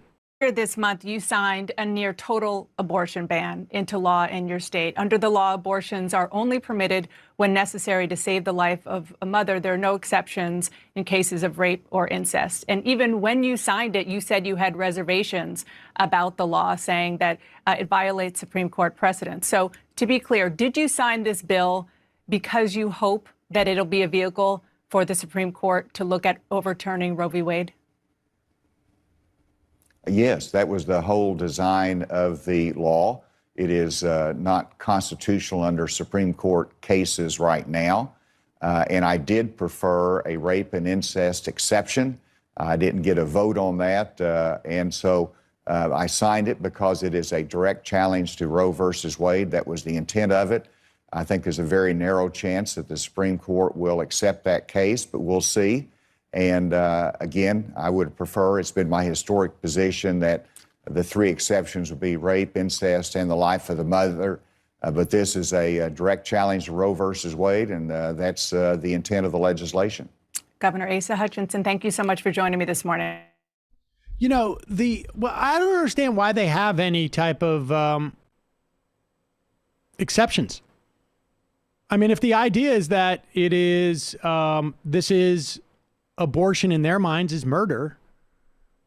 In the context of rape or incest, there's no like self-defense, function of this. I mean, if you're committing murder as from their perspective, because of past, I don't know, like you can't go out and kill somebody because they... Well, haven't they tried that before? Basically full abortion bans, and they've gotten struck down. So now they're doing, just a little bit of a different flavor. Well, in this instance, they didn't. I mean, I think it's more a political thing. They know, this is the inconsistency though, right? This is the inconsistency of that position. They know that the American public, they understand that it makes it that much more draconian. It brings to light the sort of like what you're doing is you're forcing women to carry to term. And then it's just a question of a negotiation as to whether we as a society believe that there are times where we think it's okay not to force you to have a child. It also is a tip as to the fact that it is a punishment There is a sort of like it's your responsibility. Like we're deeming that you need to learn your lesson. If you're going to have sex willingly and choose to have sex, then you need to suffer the consequences, right? I mean, that's what it is. You need to suffer the consequences. And that imposition is really brought out starkly. Really, in both instances, it seems to me. But and I am fascinated by the darkly fascinated by, I guess, the strategy here, because, you know, we're seeing McConnell flirt potentially with not running for re-election, right? He's trying to line or up maybe his even successor, resign, or maybe even resigning. One can only hope. And there's a sense that the Republicans have pushed all of their chips in, and a lot of what they focused their energy on was stacking the Supreme Court with these conservative justices, and now it's the time to strike. And so that's what we're seeing here in Arkansas. Like, we've done all we can, and so now let's see how far we can push this, as you said. And they're openly saying it because what else do they have to lose? This is the time for them to finally try to cash in, and that should be a scary prospect for people. Yep. And there's going to be more of this, and this could go on for quite some time. They're going to keep sending cases up there, and what will happen is the Supreme Court will take a case. It may not overturn Roe in that case. It may start allowing for a broader set of exceptions, or they will signal this case was not the case to bring us because it doesn't have this element or that element, or it doesn't lack this element, or it does lack this element. And through their dicta, their explanation of their ruling, they will signal to future plaintiffs which cases we want to decide this. I mean, that is the way that the Supreme Court works. This is big news, ladies and gentlemen. Big news. Let's get this, cue up this Jason Miller. Breaking big news, ladies and gentlemen. Donald Trump is going to launch his own social media platform. Following in the steps of Dave Rubin. And we'll see. Here it is. Here's Jason. Oops. Donald Trump obviously has been booted off Twitter and Facebook and Instagram, which were a great megaphone for him. Does he plan to try to get back on social media, perhaps with some new outfit? You know, Harry, this is really interesting, the fact that the president's been off of social media for a while, because his press releases, his statements have actually been getting almost more play than he ever did on Twitter before. I'm not sure if that's because the length of them are a bit longer. I even had one reporter say that she thought it was much more elegant, the way that the president was able to communicate his thoughts, and it very much looked more presidential in that long. Stop it. First off, tight shot? I thought you were making a joke, Matt. Is that the name of his show? Tight Shot? It's pornographic. Literally a tight shot. Weird. I mean, what does that mean? Does it mean that it's just... It means that everybody's sitting in front of a big TV in their homes doing it instead of it being in a studio. So they do a tighter shot so you don't need a background. I thought it meant, they're zooming in as far into Howard Kurtz's face as humanly possible. The tightest. For accessible to the home audience. So it's not the name of the show, but it's rather a segment on the Howard Kurtz show. I mean, yeah. And that's when you do a tight shot. You have a home studio and a TV, and they only have a 60-inch TV instead of a 75-inch TV behind them. The people with the tightest. If you look at I mean, at least on MSNBC, I don't know about other channels, but if you look at those, you will see that relative to the way it used to be, the shots are tighter because there's a background behind them. All right. Well, at least they're adapting that Fox. I'm having some type of allergy attack. Yeah. I don't know what's going on.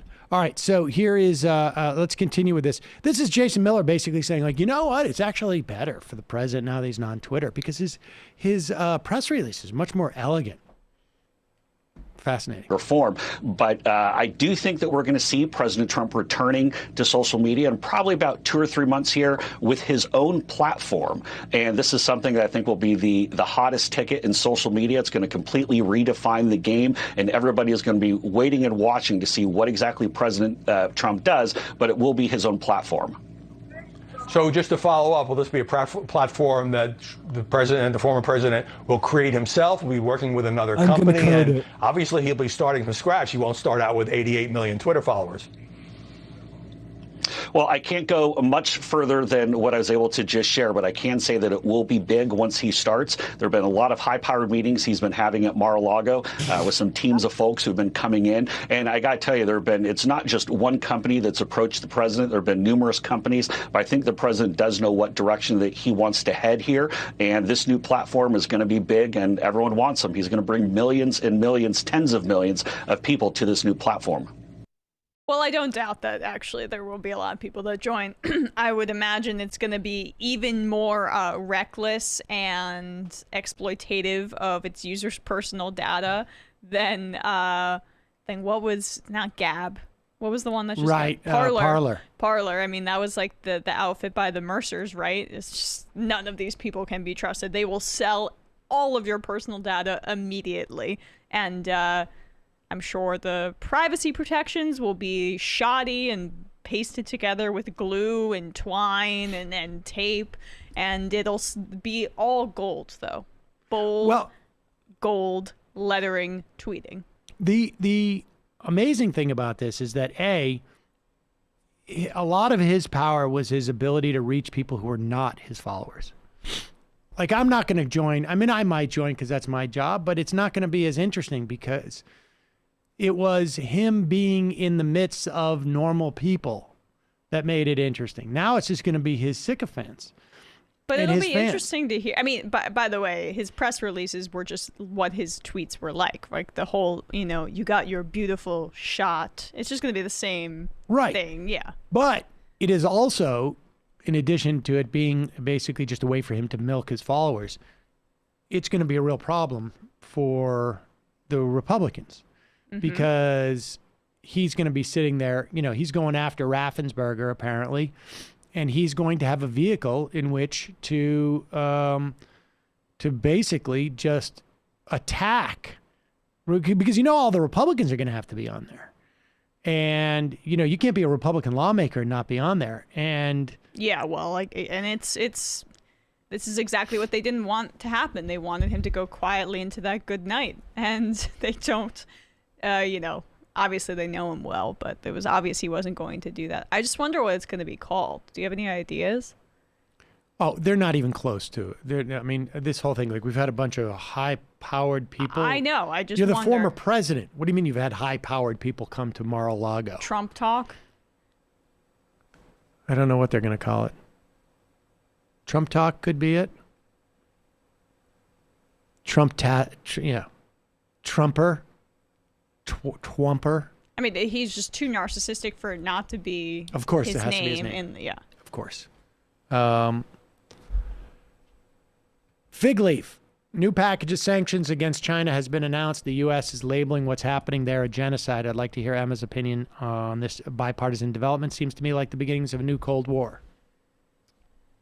I have mixed feelings on it. I mean, obviously, what's happening with the Uyghur Muslims in China is a humanitarian crisis, and at the very least there are cultural genocidal elements happening, and I think it's hard to trust some of the information coming out of there, and I think it's being capitalized on for xenophobic and nationalistic purposes by a Biden administration that is terrified of a Republican Party that keeps saying he's not tough enough on China. That's really my initial thoughts about it. I think it's complex, and we saw, a lot of people were concerned that the talk about Russia would also, ramp up new Cold War elements. I don't know if that necessarily happened, and there was truth to the connection between Russia and Trump, but the rhetoric was absurd, and it's just like par for the course though with what you see with the federal government and our national security apparatus. Like they play up our adversaries, and they're fairly agnostic about terrible consequences. That's really my thoughts. I mean, the idea that, I mean, it's one thing to talk about the Uyghurs, but the reality is that I don't think we're going to have a new Cold War with China. I mean, I think that there is blowback and implications to being, we're seeing that right now with the anti-Asian hate, demonizing China in terms of the way that it impacts Asian people in this country. But we are just our economies are just too intimately intertwined. China does not have like nearly the imperialistic designs that we have even. I mean, they're looking for markets and creating other markets and to become the dominant economic player in the country, in the world. And we are trying to maintain our status, but we're so interdependent in a way that I don't think we were with Russia or, I mean, with Soviet Union and, Soviet bloc countries. We lived in two different universes in many respects, aside from like sort of where there are geopolitical interests supposedly late. But we're so intimately tied. Our economies are so intimately tied, China's and ours. I just... And how tone deaf really are the... Well, I answered my own question, but the idea that this is what is happening right now as an apparent anti-Asian hate crime is rocking the country is a little... Yes. It just goes to show how seriously our officials are taking this. Where's the phones? Here it is. Okay. Let's go to the phones. Calling from an 828 area code. Who's this? Where are you calling from? Oh, hi. This is Casey Marshall from South Carolina. Hello, Casey. What's on your mind? So first, could I get a shofar for my cat? It's her 4th adoptiversary. Oh, well, congratulations to the cat. What is your cat's name? I would love to know. I am considering cat ownership. Oh, wonderful. Yes, her name's Cataly Portman. That is nice. Awesome. Yes, she's very pretty. I don't want to get too into it. I'll get emotional, but yeah, she means a lot to me. So I called to talk about something else, but sure. We actually recently killed our anti-trans athlete bill here. It was quite the accomplishment. There were lots of people working together on multiple fronts. Like, you had lawyers, you had advocates, you had lots of people sending tons of emails to their representatives. One Republican lawmaker actually changed his vote based off of the information he got. You had doctors, you had businesses, lots and lots of people signed up to do like testimonies for the hearings for the bill. Also, we were able to boycott the family dairy farm of the representative who introduced it, and not just like boycotting in the sense of like individual consumer choices. Like, people were making calls to various like businesses to stop selling their products or use them or things like that. And yeah, it was incredible. We made that representative, she cried when the bill got voted down.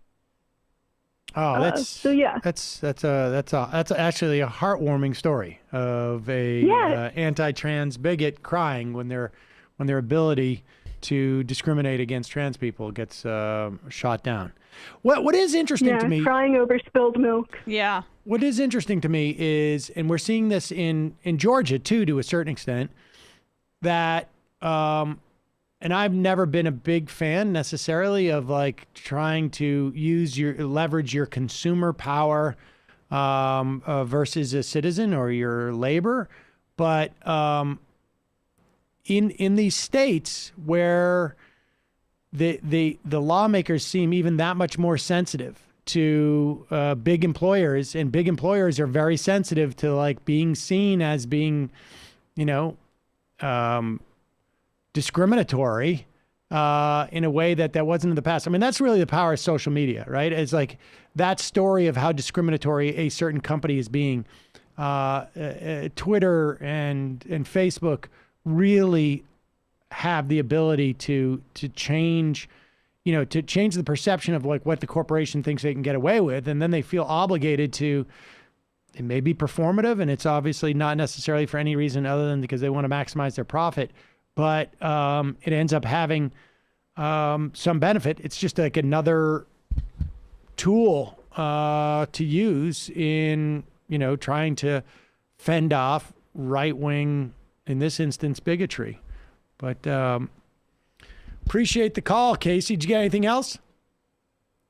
Yeah. So what I wanted to initially call in about, now that it is, spring and things are coming back to life, I thought I wanted to give this take. So recently, a friend of mine shared this conversation between Fred Moten and Robin D.G. Kelly.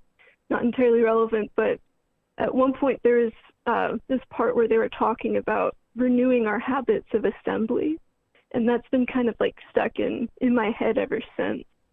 This sort of idea of learning to come together again and again with, out of this patience and regard for one another that, proliferates. And I think as, things are starting to let up a bit, that I think that is something that we should strive for, even if it's not necessarily like literally gathering physically, but just being able to come together in some ways. Because I think like my whole deal with left unity is that, like all of like the left inciting I've experienced in like actual life, not online, it's always been about like interpersonal dysfunction and not ideological differences. It's just so I think that is something very important to I think there's a lot of that. I think there's a lot of that online as well, that interpersonal dysfunction on some level. But appreciate the call, Casey. It's easy. I mean, it's easy to lose sight of the fact that, like communism, socialism, whatever you want to call it, it's really about love and not just the feel good. It's the sort of courageous kind. Appreciate the call. Thank you, Casey. Thank you. Yes, thank you. Calling from a 308 area code. Who's this? Where are you calling from? Good afternoon, Sam and Emma and MR. This is Kowalski from Nebraska. Kowalski from Nebraska. What's on your mind? Just wanted to give you a little news from the prairie. So the drought is officially over. Red flag situations with fire is at charge. Yeah, it might have been a little premature. The reason it's over is due to a flash flood a week ago that pretty much hit the whole valley. But on some really good news, commodity prices are reaching a 7-year high, which will be really good for struggling farms all across the heartland. Just so your viewers are aware, the last 7 years has been pretty catastrophic to most of rural America as the tail end of the Obama years saw overproduction, which destroyed prices, and then the Trump administration started a trade war, which they lost humiliatingly, which destroyed demand. So it's good to see things are somewhat recovering. Hopefully we can hold this for the next 2 years to mitigate the impacts on the midterms with the economic anxiety.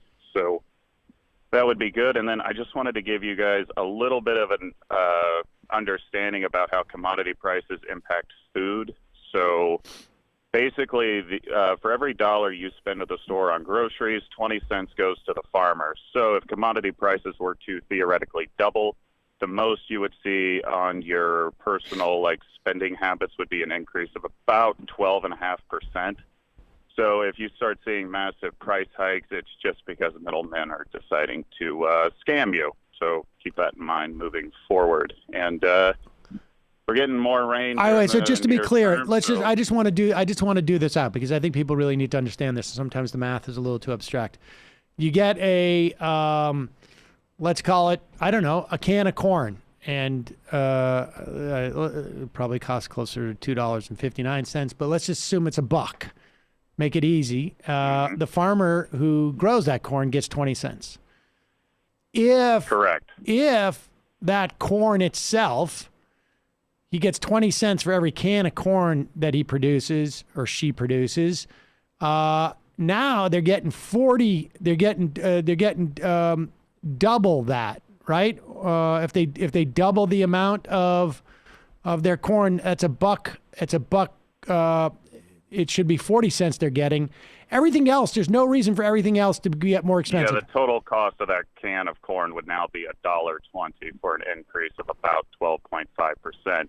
And since most people spend roughly 10 to 11% of their income on food, the amount you spend on food would go from 10 to 11 to about 11 to 12.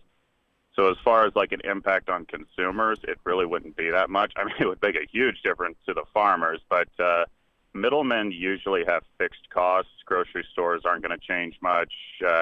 Fuel might Fuel, change some, right. That would be the only thing I could but imagine that you would... But even then, it's not as big of an impact as a lot of people would think. Mostly storage and the risk of carrying it, which isn't really going to change. So if you see any food price hikes, they're just using cover from this. But one of the reasons why you might see price hikes is that there is a concept in commodities called ending stocks. This is essentially carryover or the surplus grain. That has seen a steady decline for the last 3 years. 3 years ago, I think we had a global peak in grain production, mainly because of the lack of trade with the whole trade war thing. But we have burned through about half of that in the last 3 years, which is mostly a result of very bad weather, since production really hasn't stopped. Mostly due to flooding and droughts, but there's also been unseasonal cold snaps, both in the early spring during germination and then towards the end of the year when the corn basically and soybeans and wheat hasn't fully dried out for harvest. So there's no risk of a food shortage anytime soon, but the adverse weather has had a massive impact globally. So just something to keep in mind. This is why I advocate people should grow gardens to spread the risk out a little bit more, which, would always help. But that's my that's going to be my alt YouTube channel, Kowalski. Yeah, but I just thought I'd give you guys a little bit of a rundown on some prairie news. So that, I guess I will let you all go. Kowalski from Nebraska. Thanks so much, man. I appreciate it. Appreciate it. Yep. Yeah. All right. Emma, take this phone call. I'm going to just try and see if I can find something to fix my nose. Who's this? Where are you calling from? 801, you there? Oh, hey, sorry. Yes. I didn't hear the area code. My bad. No worries. How's my phone? Your phone sounds good. Oh, good. This is Teague from Salt Lake. How is everyone at the Majority Report today? Pete from Salt Lake? Teague. Sorry. Teague from Salt Lake. Everyone's doing great. How about you? I'm doing great. Hey, this is actually kind of pertaining to you, Ms. Vigeland, since you've joined the show. All the people in my pod like to get together and enjoy watching compilations of the Majority Report dunk on libertarians. Ah, And libertarians. since you've been on the show, we haven't. No, he's not a had libertarian. Sam just yells from looking for Sudafed. Is he a libertarian? Sorry, keep going. Well, we'd love to. I mean, the people I bring the show to work, I play it in front of my workers. We all love it, but we haven't had a chance to hear you make any arguments against libertarians yet. And I had an idea. I was wondering if you had considered putting an ad out in the back of some small town like Guns and Ammo magazines, just like a really smug picture of Mr. Seder, and it says "Debate this libcuck," and then like a number and a time to call in. Yeah, that is a good question. I hadn't considered taking out an ad in any magazines just based on, funds that would require. But I do think that could be a fun way to actually recruit some libertarians on the show to call in. My personal take on libertarianism, it's always a very, very, easy argument when you're talking to people. And usually, though, in the people I've encountered, there aren't a lot of real-life libertarians that I tend to encounter. I think it was more like 16-year-old boys when I was growing up. That was kind of the, look, I love weed, man, but my dad works on Wall Street. That was kind of the deal. So that was basically my first encounter with libertarian ideology. Online, I don't know. Like, don't you kind of see them as a little bit of a dying breed? Like yes and no, because on all of the places I go, it's weird to me because I don't get any entertainment from jumping on like an Alex Jones website and like yelling at them for their beliefs. But I've noticed on all of the leftist pages that I follow, you get a lot of libertarians coming to those pages and being like wanting to argue. Like they come and find us to argue about stuff. And it's so strange. Maybe that is a sign of them dying off, is that they don't have enough of their own people to argue with, I guess. I don't know. Yeah, I do remember seeing clips from the libertarian I guess debates. Those were pretty amusing. Yeah, I do think it's a little bit of a dying breed, but I will agree with you on the Alex Jones point. Yeah. He has done a segment on me. People can go look up old videos of that. Yeah. He was creepy too, like commenting on my appearance. And like I would say he is more entertaining though than someone like a libertarian, because he's just basically a carnival barker. Oh yeah, of course. But I would agree with you. I did have an idea though for a way to maybe bring in a little bit of extra money for the show. I think money is being left on the table here, because when I play the show for my coworkers, we're all like shouting at the radio like you're watching a sports game. Like, yes, that is a great point. That's an excellent point. I think Majority Report should turn that clapping into cash and have like a Sam Seder OnlyFans Friday where he debates for an hour on OnlyFans, where you can tip based on how much you like the argument. Do you think that OnlyFans would be the correct platform for Sam to be debating people on, or do you think there would be a different expectation? Here's the thing. I'm seeing ads on all of my platforms for OnlyFans making a big push for non-sexual content. So yes, they are. It seems like they're trying to. They're trying real hard. Is Sam okay, by the way? I don't know where. I saw him just walk somewhere. But again, we have a divider between us. He's fine. He's back. He's back. People were worried. No, I'm fine. I just like get hit by some type of like allergy during the show, and my nose keeps. And I'm running around trying to find if we have any like Sudafed or something, and I just am taking whatever we find in there. Emma, if you start getting sweaty, you run. Yeah, Yeah, but he'll No, be I just fine. got a He test. got a I shot. got a test this morning too. Yeah. So I'm fine. I just all of a sudden got hit in the middle of the show with like just a runny nose. Yeah. Very strange. All right. Well, thanks for the call. Thanks for checking on me. Very kind. Should we do the plaque? Sure, let's do that now. We've been waiting for a long time Well, now to do you this. have to get up out of your chair again. Well, no, I think I got Oh, it. it's right there? Well, it's on the ground. Yeah, best to do this when like snot is dripping out of your nose. Yeah, why not? Let's do it. Folks, we, as you know, some time ago, we hit the 1 million subscriber number on YouTube. It had been something that had been my dream as a child to get 1 million subscribers on YouTube. At that time, of course, YouTube did not exist. Yeah, but you were prescient. You were a gifted child. The internet did not exist at that time. In fact, VCRs did not exist. You have this Cable vision. did not exist. We did have color TVs and motor vehicles that existed at the time. They were steam powered. But anyways, I digress. The point is that we hit 1 million subscribers, and now we're going to do the unboxing of the plaque. Have not seen the plaque yet. We got the 100,000 plaque. We got that like when we hit 500,000 subscribers. It was, I think it was silver. Yeah, well, we know it's silver because it's in the bathroom. It's hanging up in the I bathroom. think this one is going to be gold.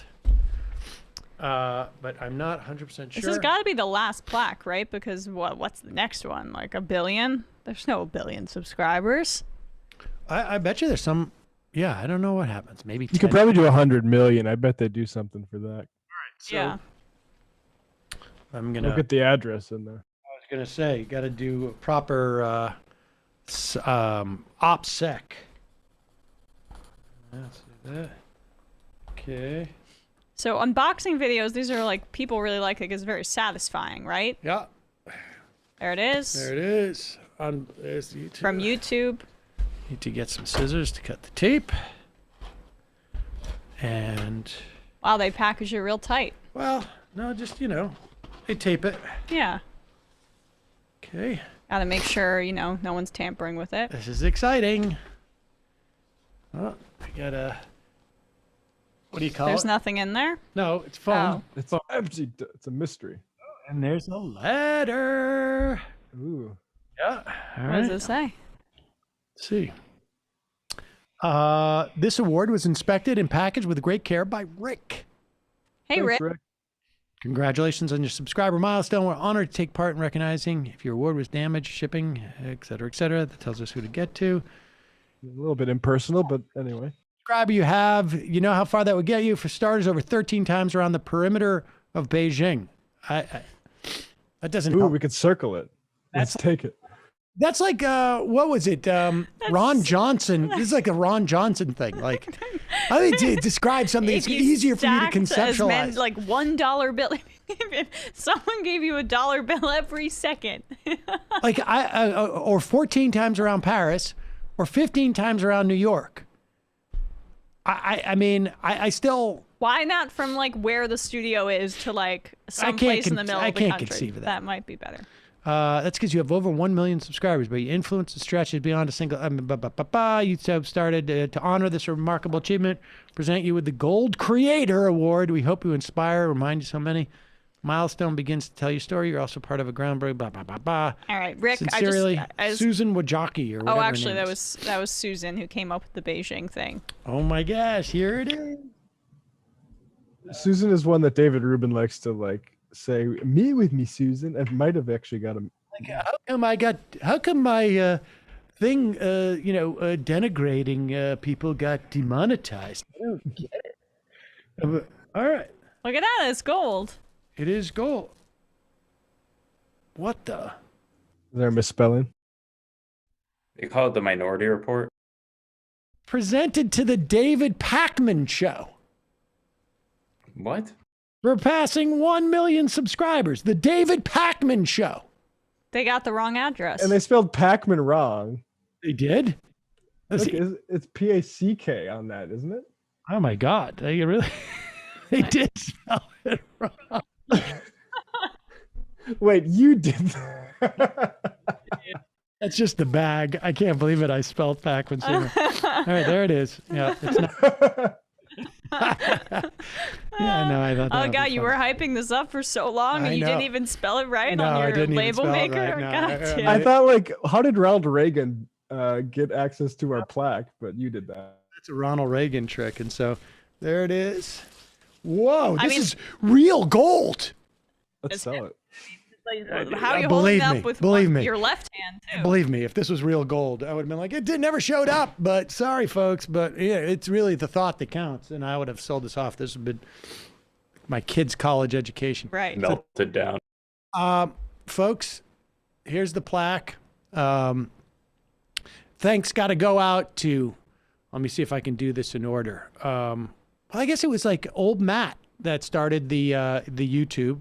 I think we had Justin TV back in the time when Dorsey was here, and old Matt and Kelly has been instrumental in our YouTube things, and we got helped by all the some of the optimizers from TYT back in the early days. Some of the Pittsburgh team, right? Yeah, and obviously Kelly and new Matt and Brendan and Jamie and Emma. You pushed us over the edge. That all right. last you can leave me out last of this one. 500 yards, and of course Michael. None of this would have happened without you guys and all our guests too, and of course you guys. So thank you very much. I'm not a big award guy. Applause on the soundboard. Oh yeah.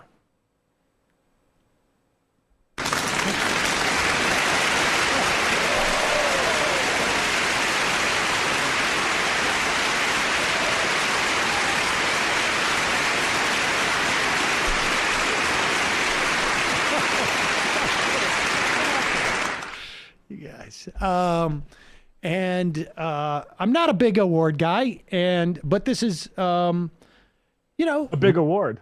It's a big award, and it really is just I appreciate our audience so much. I love hearing from you guys, and hopefully we'll get 20 more of these.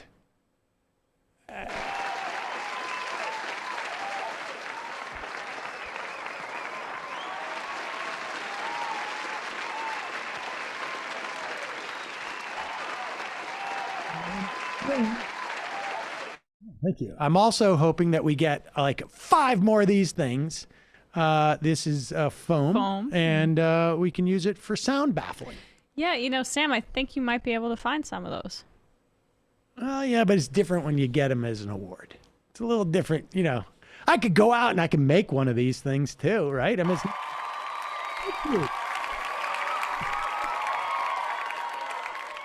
Stand up and take a bow. Thank you, folks. All right. That was for the fact that you could make those. Yeah, Not for... yeah, you could go out and make one. I mean, but you know who's really excited? It was Mila was really excited for a day, and so that was. Yeah, I know, YouTube. Like she said, like she's cool. talking to any, she's talking to her friends. She's like, "Hey, Jack says congratulations on 1 million subscribers," and I'm like, "What? Yeah, that's great." But no, but it's nice. It's nice, and so thank you, folks. It's all a function of you guys liking and subscribing. So thank you very much. And like the stream. And like the stream. That's what I was saying.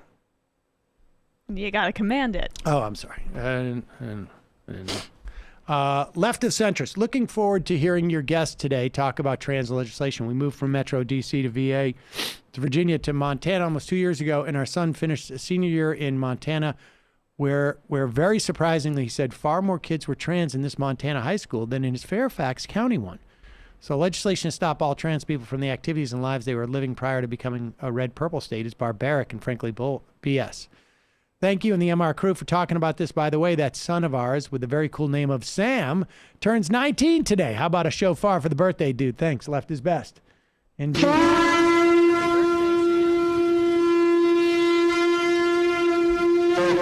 Josh from Tucson. MR crew, I decided to get back into bicycle riding. Since the beginning of this year, I've managed to push my weekly mileage to 100 miles and my weight below 210. Can I get a shofar? All right, we're handing them out like...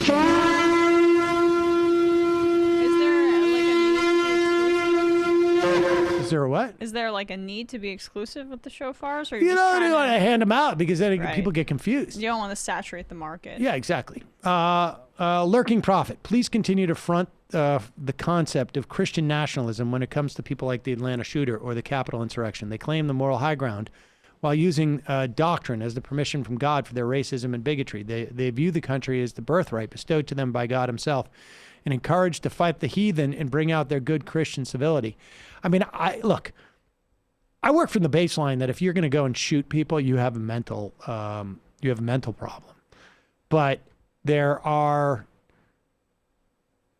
ideas out there, and there are cultural dogmas that that impact people with mental issues.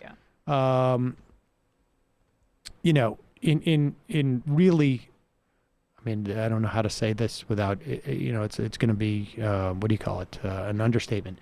Unproductive and sometimes horrible results. Except if you're Muslim.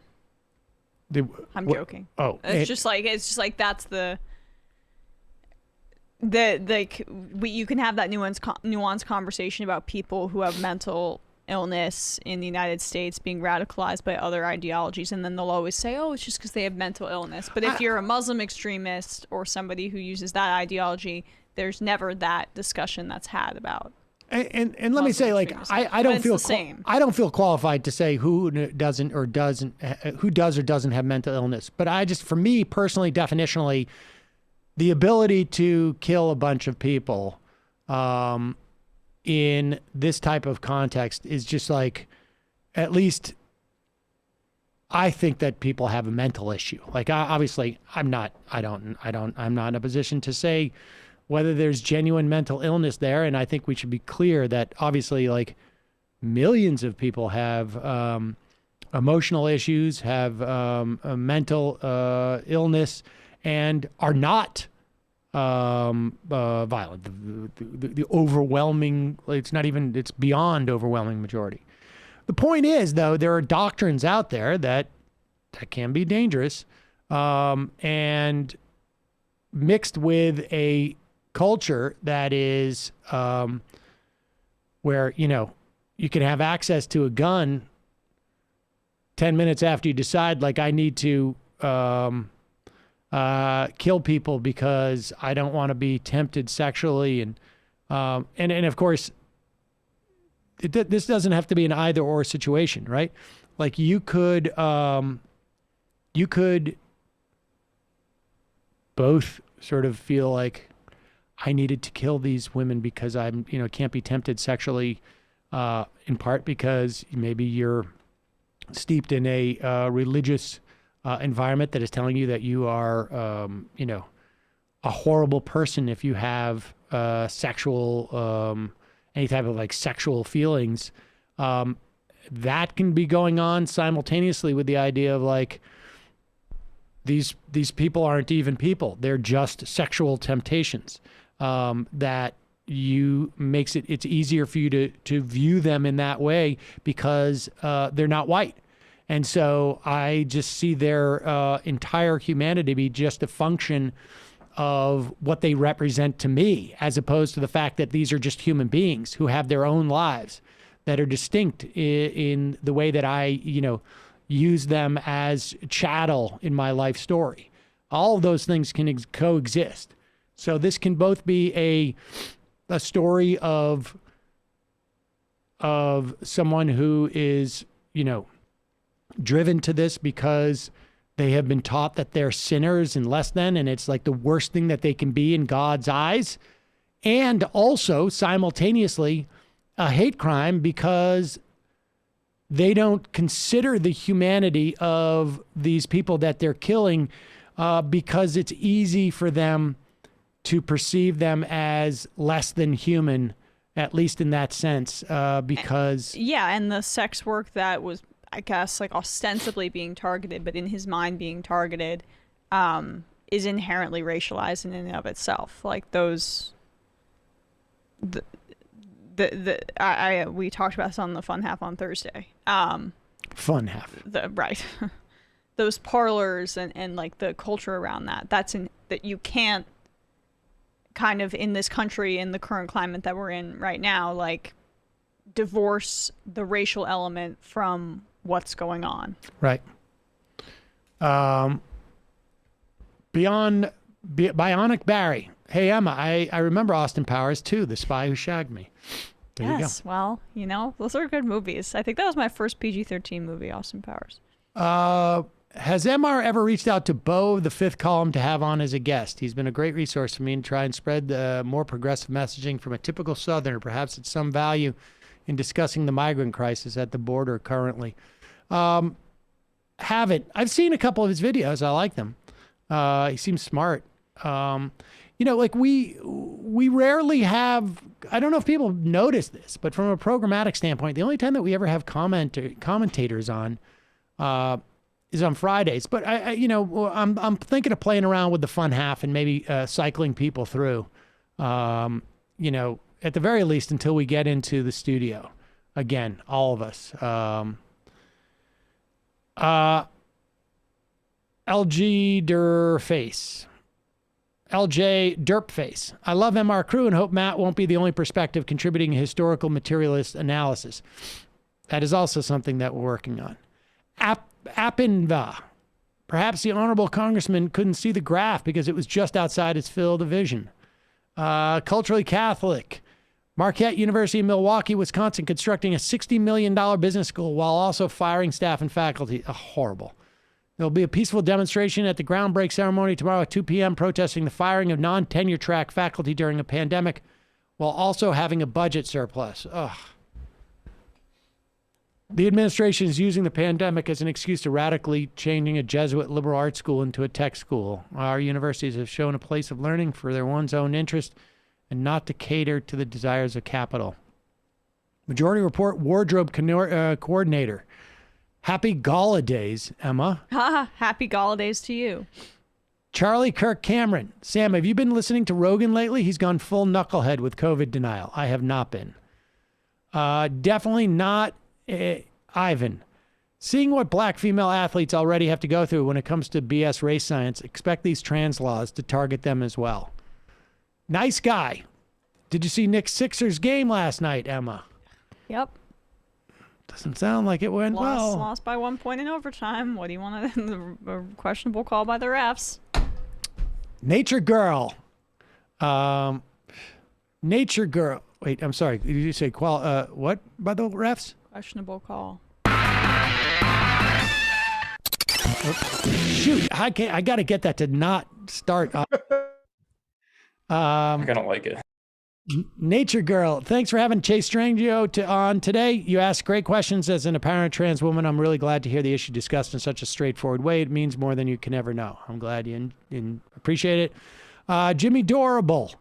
Hey, Sam and Emma. Yesterday was my 30th birthday. I was hoping to get a shofar to celebrate. All right. All right. I'm getting really carried away with this. Slap cough. One issue I've found is not covered enough in general, and on this show, in reaction to the recent racially motivated shooting in regards to the rights and safety of trans people, is the terrible working conditions sex workers have to endure. Feels like sex work is the elephant in the room that people in media and politics don't want to deal with. We've done a couple of shows on this in the past. I mean, not a ton, but I know that we had Melissa Gira Grant on. Everything feels like it happened like 16 months ago, but I think maybe it was 2 or 3 years ago. But we've had this, I've had multiple people on, and we've discussed this quite a bit. The recent shooting is highly mediatized and discussed as a consequence of racism, and rightfully so. Transgender rights are often discussed in reaction to heinous rhetoric on the right. But these issues are exacerbated in the highly stigmatized world of sex work. Yes. I mean, I agree. Says who? Watch HBO's Lady in the Dale documentary. Learn fascinating roots of Tucker Carlson's fascination, loathing of transgender folks. He is a second-generation bigot. No surprise. That's interesting. That does sound good. Hot, gay, fleshy apparatus. There's an amazing essay by Ellen Willis called Abortion is a Woman a Person, in which she frames it that way as a self-defense in order to prove that we do allow murder in some cases. So the question isn't actually about whether the fetus is a person, but the mother. Interesting. Graham Pass Sanchez. Glenn Greenwald is a Steven Crowder of the left. I don't know. I don't quite get that. Yeah. I don't know. What's Crowd done as far as unauthorized disclosures? Go into a Planet Fitness. What does Steven Crowder do to the right? He like. I mean, it's like trying to be a comedian. Metaphors are. And I don't know if Glenn even considers himself a part of the left. Swack. A hopper is the thing you put other things into that feeds another thing. Clear as mud. Yeah. All right. There you go.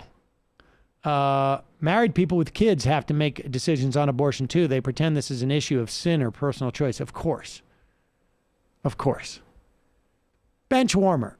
Emma, do you have any sleeper fantasy baseball picks? I got a draft coming up. I don't know. I don't know anything about baseball. I like dabble in the Mets, but that's about it. Sam Cedar bra salesman. Glenn was never on the left. He had a great moment in his career with his Lula coverage, but he's always been a reactionary a-hole.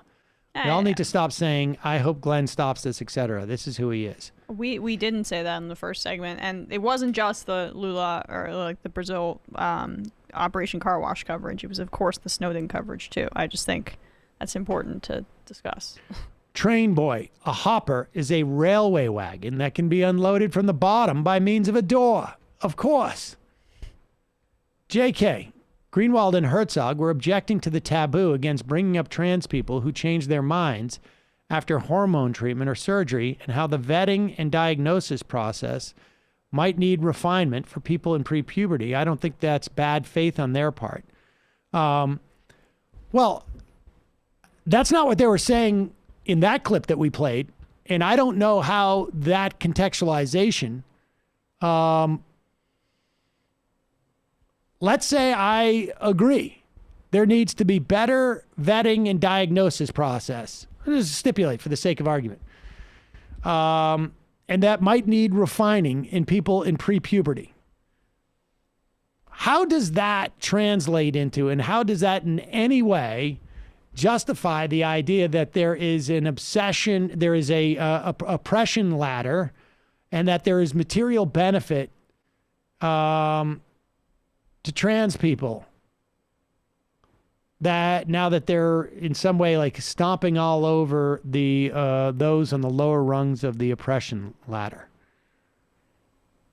There isn't an oppression ladder. There are people on the left who choose to highlight when there are groups that are experiencing at certain points in history the most discrimination and violence. There are literally, as was highlighted in our interview, numbers that back this up about murder and suicide of trans youth and trans people. Like, this isn't an imagined thing, but all Glenn's interested in there is having an argument that kind of surrounds himself.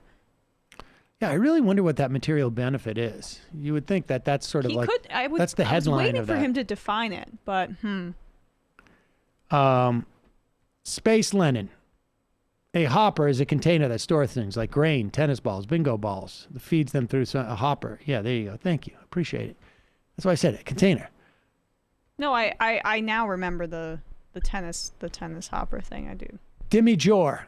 Glenn crying about the oppression Olympics is the exact stuff that was coming out of Dave Rubin's mouth 2 or 3 years ago. Sounds like Glenn might have to go into recovery mode after taking in so many high-level important ideas. We never cover that Jimmy Dore clip. Maybe tomorrow. Matt Stoller seems to think China is a legit threat, and they would like to challenge the American model of capitalist democracy with more of an authoritarian surveillance model. Do you think there's anything to his concerns, or is he just concerned trolling? I mean, I sometimes think that his concerns are, they're exaggerated in my mind, anyways. But I do think that that Matt has a strong case to be made that our supply lines are tenuous, and that we should have the capacity to build key parts of our information infrastructure in this country as a national security, if you want to call it, measure. I mean, I also like the sort of the jobs that come with it and the industries that come with it, and what it does for wages, and that we need a more sort of resiliency for our supply chains. I mean, I think a lot of that is correct, and I think that part of his critique, I think I'm fully on board with, because it also will have the impact of making, to the extent that China poses that threat, making it less sort of relevant. Garden Socialist. A hopper is like a big funnel. Wow, everybody's got their own notion of what a hopper is. Originates from the receptacle that feeds grain into a mill, says Pedantic Egg. Illuminati kids. Hoppers are a sort of bin container. Oh. Jay Tingle. Kowalski says Trump lost a trade war he started. Do his neighbors believe that as well?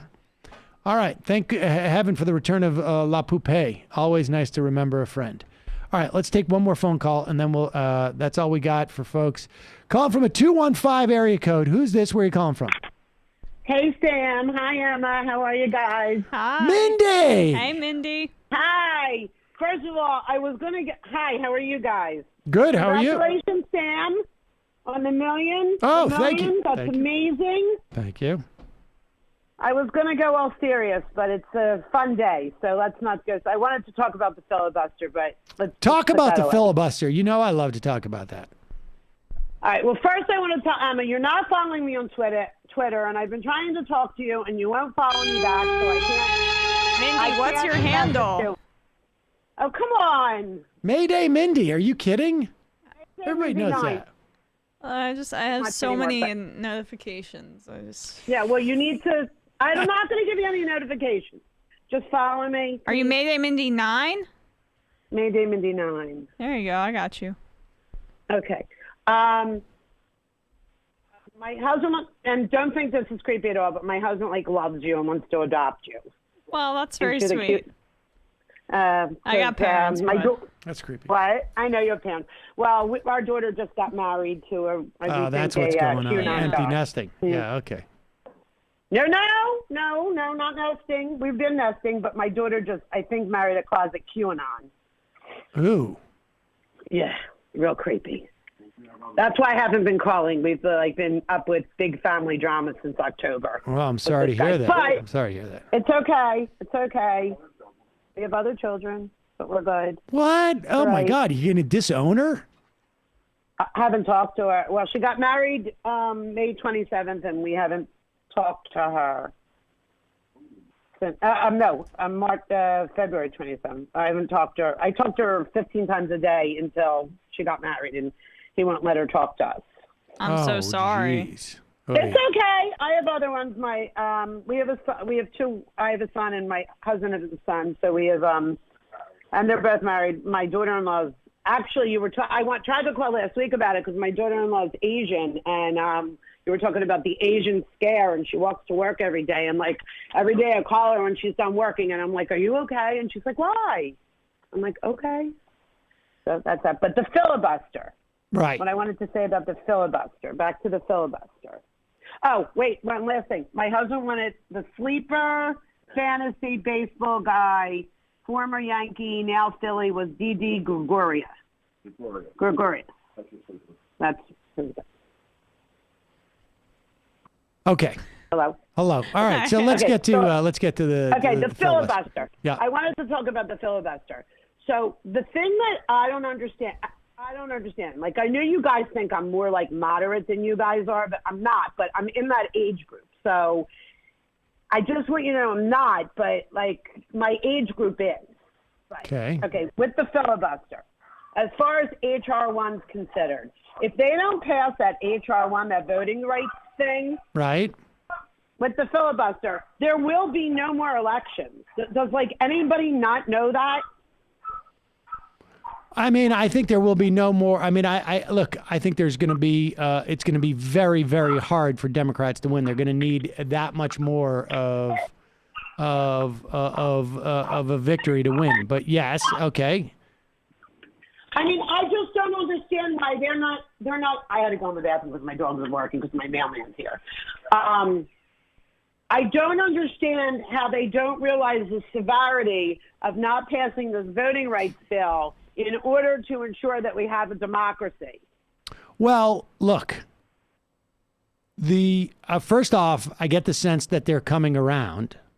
Second off, like, you know, I think it's always a mistake to say them, right? Because Joe Manchin or Kristen Sinema or whomever it is, they may have a different sense of what's in their best interest, and it may not necessarily be what's in the best interests of, you know, 49 other Democratic senators or Democratic voters or just American public. I mean, that's the thing. I think, you know, we got to be clear. I mean, the question is like, really is how do we pressure?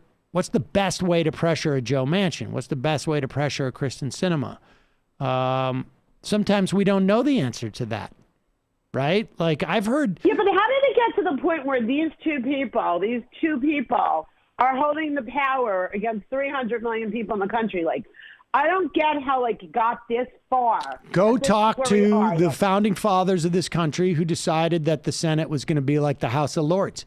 I mean, it you know, of course it's ridiculous, but it is the reality of, like, you know, particularly our system. And I'm not convinced that in any context, you know, if someone, you know, it's just like, if their agenda is not such, you know, you take someone like, I don't know, like, you know, Brian Schatz, for instance, right? Like, I mean, this guy, you know, he's like he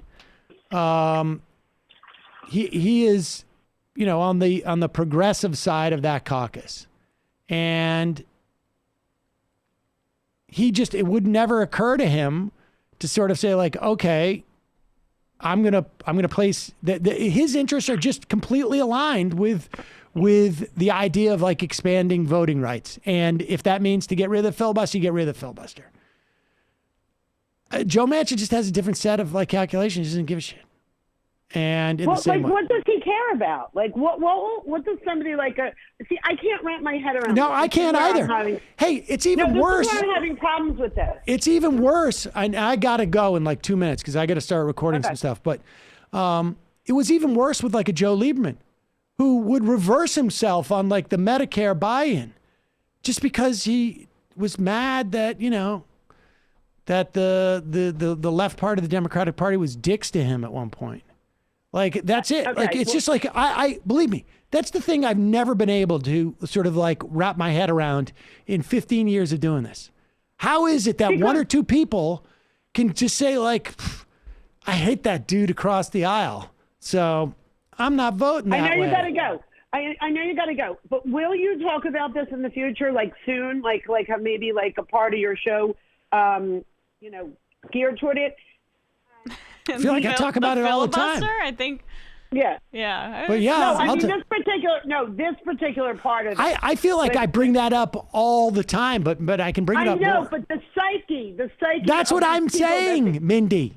I've used this example of Joe Lieberman, like the idea that, you know, somebody's just like personal whim can impact millions and millions and millions of people's futures and present. And they don't seem to have that weigh on them. I mean, I can't even like, you know, I can't even do that. Like cognitive dissonance that's exacerbated by office politics, and then there's a narcissism of people that run for office. All right, but Mindy, I gotta go. I appreciate the call. Bye. Bye, Mindy. Sorry, I gotta read 5 more IMs and then I gotta get out of here. 5. Yeah, 5. Aaron's not cool. Loving Obama Springsteen fun half music. Not sure I get that. Rabbit from Boston. It was my birthday this past weekend. I'm a quarter century old now. Can I get a shofar? Usually I do a half century. Minimum. Comrade Mario, the Heritage Foundation arguing against D.C. statehood today, says D.C. residents already impact the national debate. I saw this clip. We're going to play it tomorrow because members of Congress see their yard signs and bumper stickers while driving to work. Huh. I didn't even wrap my head around that. Dave Rubin, Democrat, regarding mental illness and Muslims being singled out.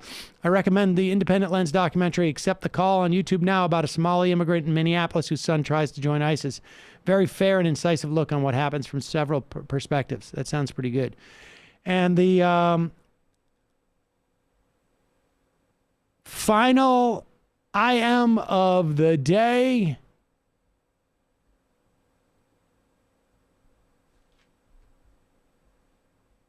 Real ace attorney between Emma and Chris Sims. My sports podcast experience is exclusively Giants fans. I'm all for it. Hopefully, Chris Sims Saquon is my favorite podcast host. Can stay healthy this year and Galladay works out. All right, folks. See you tomorrow. It might take all the strength I got to get to where I want, but I know somehow I'm gonna get there. I wasn't looking when I just got caught between the truth and the lie bar. But finding out won't make me feel any better. Yeah, I know